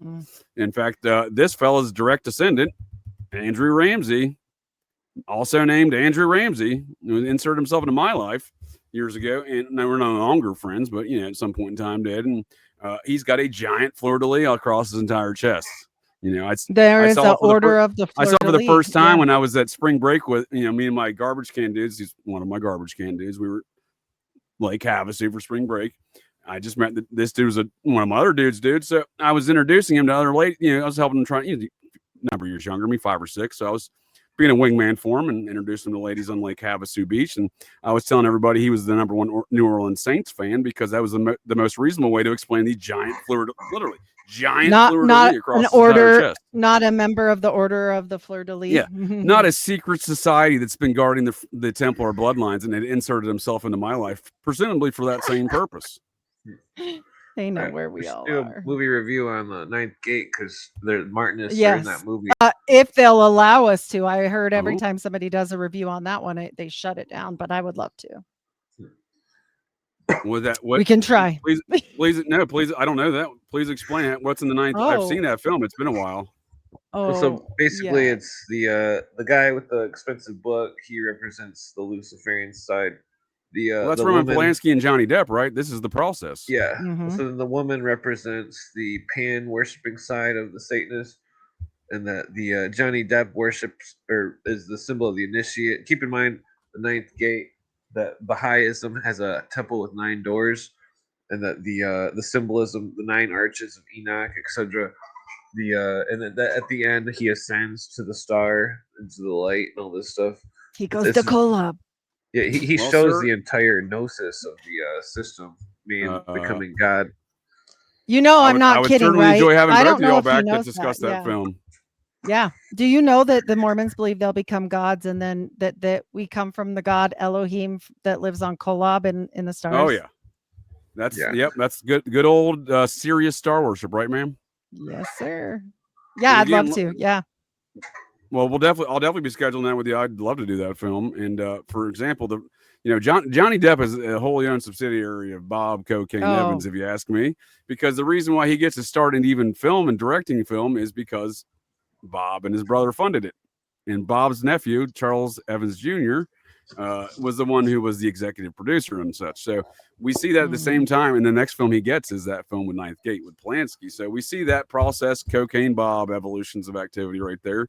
And before I forget, I just wanted to, you don't have to take my word for the fact that the people that tell these tales, like the Holy Grail business with the Monty Pythons, again, look no further than why they're telling you these tales. Terry Vance Gilliam, the British American, his mother is born Beatrice Vance, and she is my Vance. Wow. That is a member of. She is a descendant of Abner Vance, not one of Abner's. She's from the pole, not the tree. Yeah, she's from the pole. Yeah, she's from the pole. Yeah, pole So Vance. we see. Yeah, we're pole Vances. So we see that is again, that goes back to the Normans. When William the Conqueror came over in the Norman invasion of the United Kingdom from Normandy. Well, he brought together his 2 first cousins and lieutenants, the Vance boys. They were the progenitors of Clan Vance, one in England and then the one in the lowlands of Scotland, what would become Scotland. Yeah. So I got a slide here I want to bring up because I want to try to paint a picture to not metaphorically paint a picture of the connections between the Masons and the Jesuits. So this IHS is in hoc signi, in sign they conquer, and this is a Jesuit symbol, this heart with the fire, and that the Crowley order. There's a Crowley OTO symbol that is connected to the same goddess worship of the dove and stuff, but because keep in mind the paintings of Ignatius Loyola with the dove and fucking symbol of Columba, where Christopher Columbus got his name, Christed Columba. The Joseph Smith's dove he kept with him at all times, his little metal dove. Keep going. Yeah, so these Illuminists, this sign that they conquer in, this is a symbol of. I mean, some of the stuff comes from India, but it seems like that there's a connection. You ever seen the pictures of the Pope kissing the feet of the religious leader of India? Keep in mind, India has always had no, but I saw the Dalai Lama sucking on a child's tongue one time. Yeah, does that count? Yeah, but that's you. So I think that Albert Pike and Eliphas Levi and a lot of these other characters were Jesuits, and I think that Weishaupt was still a Jesuit, just like Cooper did, and that the goals of these Jesuits and their modifications of Freemasonry from operative into speculative, which that's where it turned into all this. Because when it was operative, it was all about archaeology and literally cutting stones. but it turned into speculative in around the 1500s, same time as around certain Rosicrucian orders formed and other various secret societies, Luminism with Jacob Boehme, the fanaticism. Jacob Boehme is just like Joseph Smith. He has some kind of Yep. crazy story, and he was Well, they all of them, Muhammad, all of them, everyone, even Crowley with the Book of the Law. They all Yeah. talk to angels or something, aliens, whatever, and then they write a book. Yeah, and then they do some sex Well, stuff. I think it's all a big ruse that they don't actually talk to these things. They're just See, and I'm 100% on the other side of it. I think they channel things, and that Steiner's work really shows a lot of, it goes back to John Dee and the angels. But for me, and I appreciate even another aspect, I'll never argue. I like to hear both sides. But for me, I believe they really were talking to things. But some people say that they were channeled the blueprints for UFOs. Hey, Clint, just to second your point on the Jesuits, you're right of our channels in disagreement, sir. So Jesuit deranged syndrome. Our channel's supporting the Jesuits. What is he, some kind of psychopath? Yeah, I mean, what's new, right? He supports the Dulles brothers, Bill Colby, cancer, the plague. Why not, right? Okay, he's no Jesuits. Yeah, but there's even a different Jesus for like Alice Bailey and some of these people. They got Nathan Jesus. There's a whole thing. Like there's a lot of things. The Vatican's worshiping ISIS. I dare say I can't pinpoint 100% the female entity, but the Mormons definitely have a mother in heaven, and she's so sacred they don't even talk about her. So I dare say it goes in with Abraxas. From my studies. But what you're saying though, Clint, as far as the worship of ISIS, again, how is that any different than this fish goddess worship and the wearing a fucking fish hat, dude? That's why the Pope wears that fish hat. It's because it's a continuation of the same bullshit from Babylon. Yeah, it goes back to Babylon. 100%. Yeah, it goes back to Babylon, but folks willfully pay tribute in monetary fashion to the same cult today in Starbucks. The cult of the shrine of the fish goddess. That's why. Yeah, which is made right on the fucking sign. And people are like, no, I don't. People are like, I don't know if that's accurate. I don't know if that's accurate. Like, oh, really? You can't fucking look at the sign. There's a fucking fish goddess on there. Oh yeah. Well, the consciousness evolution cults, the heart of it was in Seattle, which was where the company was started, and the founder, he placed Arthur C. Clarke's symbol in 2001 in Seattle. I got a picture. Here it is. And this guy, he ended up dead 3 months later, and fucking he placed the symbol of consciousness evolution. I'm lagging over here, sir. Can you say that again? This guy that made this. I'm lagging over here, sir. You showing me the obelisk from Space Odyssey? Well, this was made in 2001, and that this guy ended up dead 3 months later. Yeah. And that it was the same consciousness evolution symbol. That's the obelisk from Arthur C. Clarke's 2001: A Space Odyssey, right? Yeah, to the mystery school. I'm lagging, sir. Can you say that again? That's the same one from. Oh man. Yeah. To the mystery schools, it's a symbol of the consciousness evolution. But you remember those monoliths that were put up in 2020 all around the world, 36 of them. The mystery schools are showing the monolith because it's a symbol of the lost word of Osiris. This cult is because keep in mind Nimrod is Osiris, and that the Nimrod, this cult of Babylon, and the Masons the first Mason was. The first Mason to build the lodge was Nimrod, and it's a symbol of the lodge of the universe. It's the same symbol as Solomon's temple or all these other symbols. The temple is a symbol of the universe, and that Solomon, the two Hirims, it was a triune god with three heads. That's where it's all metaphors. But well, it I'm seems glad like you said that, sir. If you want to see more metaphors from me and Fleming, look at the narrative of Chitty Chitty Bang Bang, a film or a story that Hollywood's made more than once, and a story written by Ian Fleming. And I assure you, we're not going to get into the esoteric nature of that tonight. But and Dick Van Dyke starring in it or anything. But these are matters I think are more things that are real world shit embedded in esoteric fashion in what is described as fiction. And from all of it, and again, it's largely spook activity because first and foremost, the CIA and the fucking OSS were all started by not by commandos. They were started by folks like Ian Fleming, not like Ian Fleming's brother Peter. Ian Fleming was a journalist and a literary major, and so were most of the spooks of that era. Oh yeah, including this guy who wrote this one about international organized criminal enterprises, like that one associated with the JFK one, Permindex, an international corporate structure and board that's hiring a team of assassins to assassinate world leaders, and it's written by Lawrence Sanger, CIA OSS guy, founding member of the CIA, and stars Bob Cocaine Evans' stable of actors there, Warren Beatty, Mr. Laurel Canyon himself. And we should do one on this one in the future as well, because this is, again, another great example. Like Ian Fleming, we get this from a guy who is very likely in the know on these kind of things, right? Lauren Adelson Singer. 100%. Yeah, that's interesting. Oh, he died in Valhalla, huh? Oh, that's interesting. we know all about Valhalla. Well, I know Valhalla, New York. It's in that one place that's a real den of iniquity, Westchester County. Well, or it's where and they if you're yes, thank you, sir. Them. Kane B's The Purge. Folks can check out Idaho 4 discussions, the occasional Idaho 4 discussion, where I joined Kane B over there on his Kane B's The Purge YouTube channel for fast food news, type 2 diabetes talk, and diabetes, and the occasional Idaho 4 discussion. But if you're hungry and you feel undernourished, grab a sidebar.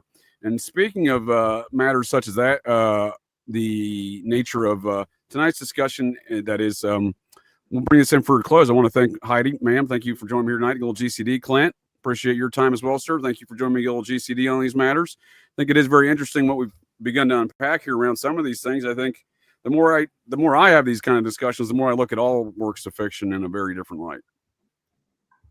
Yes. Yeah. It's wild. I can't wait to chat again. It's always a barn burner, and I'm so glad to talk with you too. And I had a fun time. Sorry about the lag. Hopefully it'll be better. There's no need to apologize at all. I appreciate both of your all's time. Do you have any closing statements on tonight's discussion, Heidi, before we go over to Clint, and or any plugs? Just a thank you to Clint and yourself for the discussion. I really had fun. You know your stuff. That's a great time always. JJ, always with the Mormon stuff, bringing the fire for the barn. Yes, ma'am. So I will get in touch with you about the Solomonic Magic Society of Cincinnati, Martinism, Freemasonry business over there in France. So I have the Martinism. I have tracked an episode of all that activity in one geographic location in time. We should try to invite Ike Baker. He's a self-proclaimed Martinist. So I don't know who that is, ma'am, but I'm into it. Okay, I'll see. I found this slide that I meant to show earlier. Oh, that black cube thing.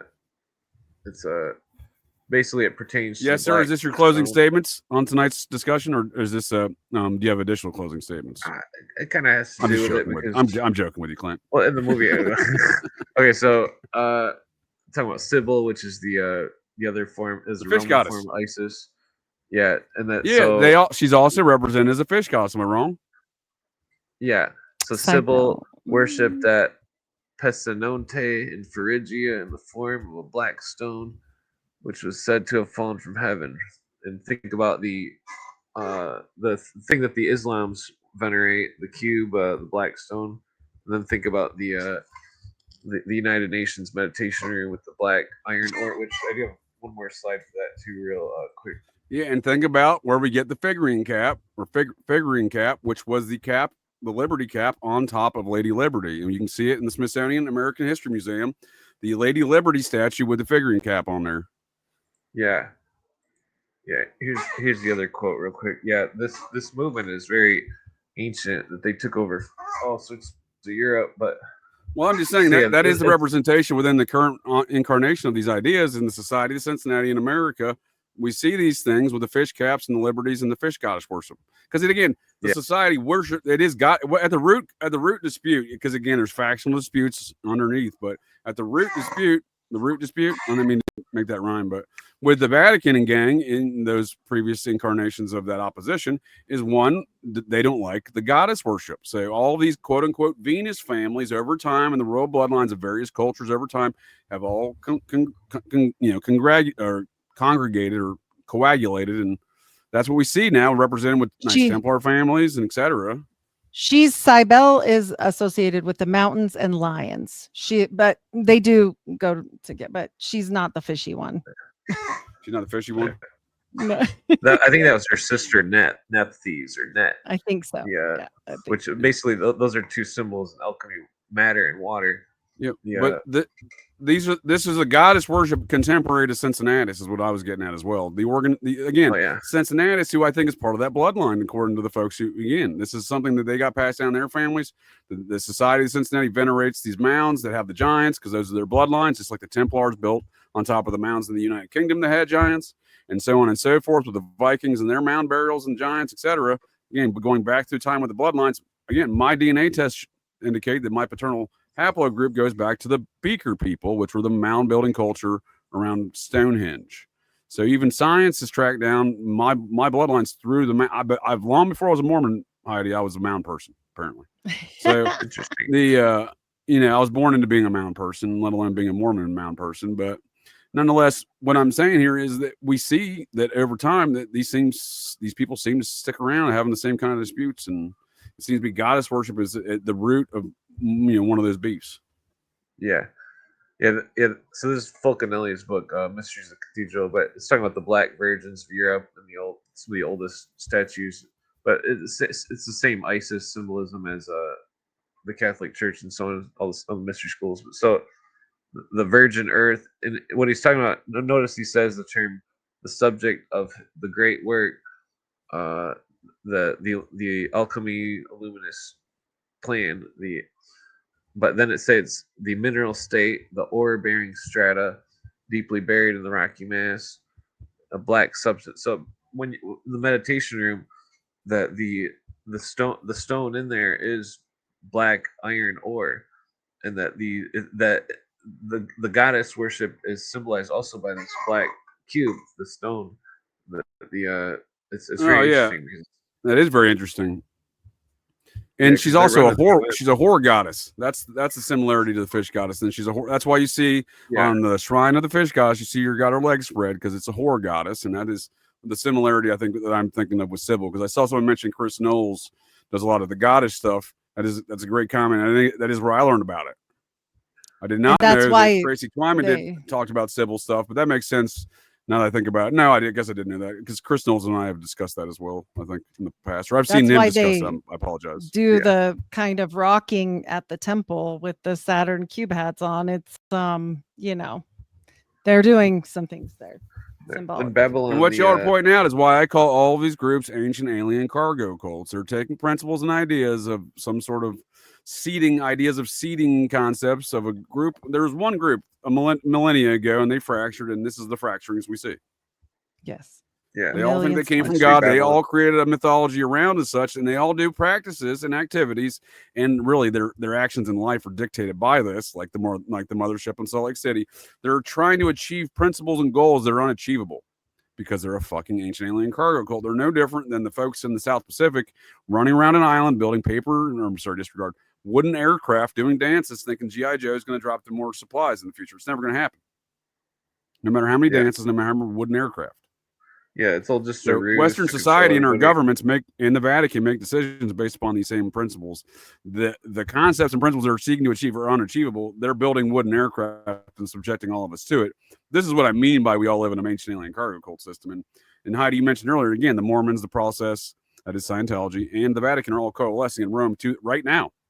There is something to be said about these things coming together like Voltron, these ancient alien cargo cults. They may have fractured millennia ago, but they seem to be coming back together for something. As was the plan, one religion. Yes. Yeah, the religion of the consciousness evolution, mass, different ideologies, different alchemical memes. Yes. It's all done in such a way. Once I read that, I mean, I haven't finished all the way with that Fulcanelli book on surrealism. It all clicked with these secret societies. They're surrealist stories that are all metaphors. It all leads to consciousness evolution stuff. It's like Cooper says, where he talks about Art Bell being a Mason and an Illuminist and stuff, and I never quite figured out what his full evidence was. So I started doing a background type check on Art Bell and that he was a confirmed Mason of his own admission, but he in his book, because the Masons do this thing where they'll proliferate all sorts of superstitious fanaticism, but then they themselves, like Art Bell wrote the book, and it was all about consciousness evolution, and he called it The Quickening, which is the same title as Highlander 2. And it was all and remember on Highlander 2 they traveled to another planet, and that these Masons claim that they're fellow travelers having telepathic out-of-body experiences and all this weird stuff, and it's very bizarre. It's I don't know what to think of it. They're all I'm crazy. listening. It's all very interesting. Yeah, I mean, we should also do a Highlander 2 review. Sounds like we got no, some we're work to definitely do doing that, next sir. time. As fellow Yeah. Scotsmen, we got to do that one, right? You know what I mean? We got to do that one. And I am. Yeah. I was just commenting on my usual information of making any regards statements about Twyman. Yes, I am not a fan. First of all, violates some of my simple rules in life. Never trust a Nazi, and if you see a Nazi Satanist, run the other fucking way.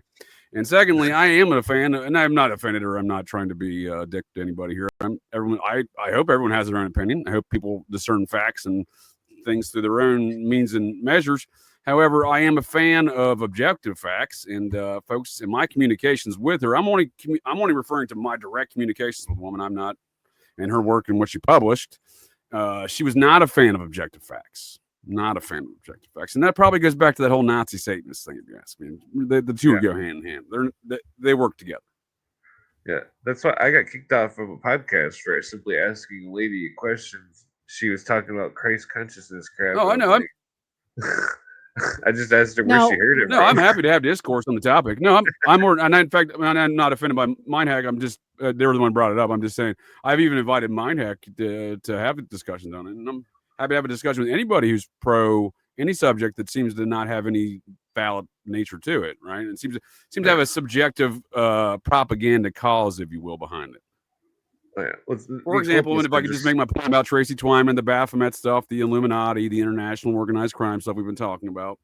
If you're going to write books about the Baphomets, you're not going to mention a Nazi Satanist like Lucien Greaves and the Satanic Temple, who's been instituting these things in the states' capitals. And, back when Tracy Twyman was writing these books, he just happens to be part of a movement of neo-process, neo-Nazi Satanists, like her quote-unquote former mentor, Board Rice, his friend, and they're not going to write books about, not going to mention his Baphomet when it's directly related to these matters of this international organized crime unit, as represented by Aleister Crowley, the Illuminati through the OTO, and Le Chiffre and the James Bond story here tonight. And on top of that, you're going to have a break from the Nazi Satanists, like the Boyd Rice, the prominent Charles Manson friend Nazi Satanist. You better change your opinion on matters relative to Nazi Satanism. Oh, if you don't change your opinion on those matters, well, then it's just a bunch of subjective bullshit. Propaganda. Yeah. Well, thanks again for having me on, you guys. This was fun. Much love to everybody ma'am, out you. in the chat, too. Yeah. Thank you. Oh, yeah. Yeah. We discussed some we will have to convene on some other these matters in the future regarding the occult and Let's do it. Nature of these films. I like the idea of Highlander for sure, absolutely, and certainly we got to get to the more of the bottom of the Society of Cincinnati Martinists, Solomonic magic business, because as you and I have discussed and pointed out in numerous shows before, Heidi, obviously has a very large impact on Joseph Smith and other characters here in this country, and we seem to have the 100%. confluence of activity within. All roads lead back to the society, of course. Oh, yeah. So, and on that note, if you all don't have any further alibis, comments, questions, or any baking recipes, we'll go ahead and call it in here. And I thank you all, folks, at the internet for joining us here tonight to get a little GCD. Yeah. Heidi, Clint, any last statements? Take it easy. Twitter, Go. Follow me on YouTube and Twitter. That's all. Yeah. Yep. But let them know. Are you at Third World Assassin everywhere, Clinton? Yeah, keep in mind that's just a rap name. I'm not some kind of, That's your street name. That's a street name right there. That's his cred. Yeah. That's his cred. So, thanks again for joining us, Guild GCD, folks. Well, that's it. That's the show here, folks. So the next time you're out on the town, visiting your local watering holes, or perhaps just meandering around and you hear the unmistakable sounds of metal clanking, and you spot signs of a disturbance, but check your six. Look in that garbage can, 'cause you never can tell. The GCDs may be loose in your town.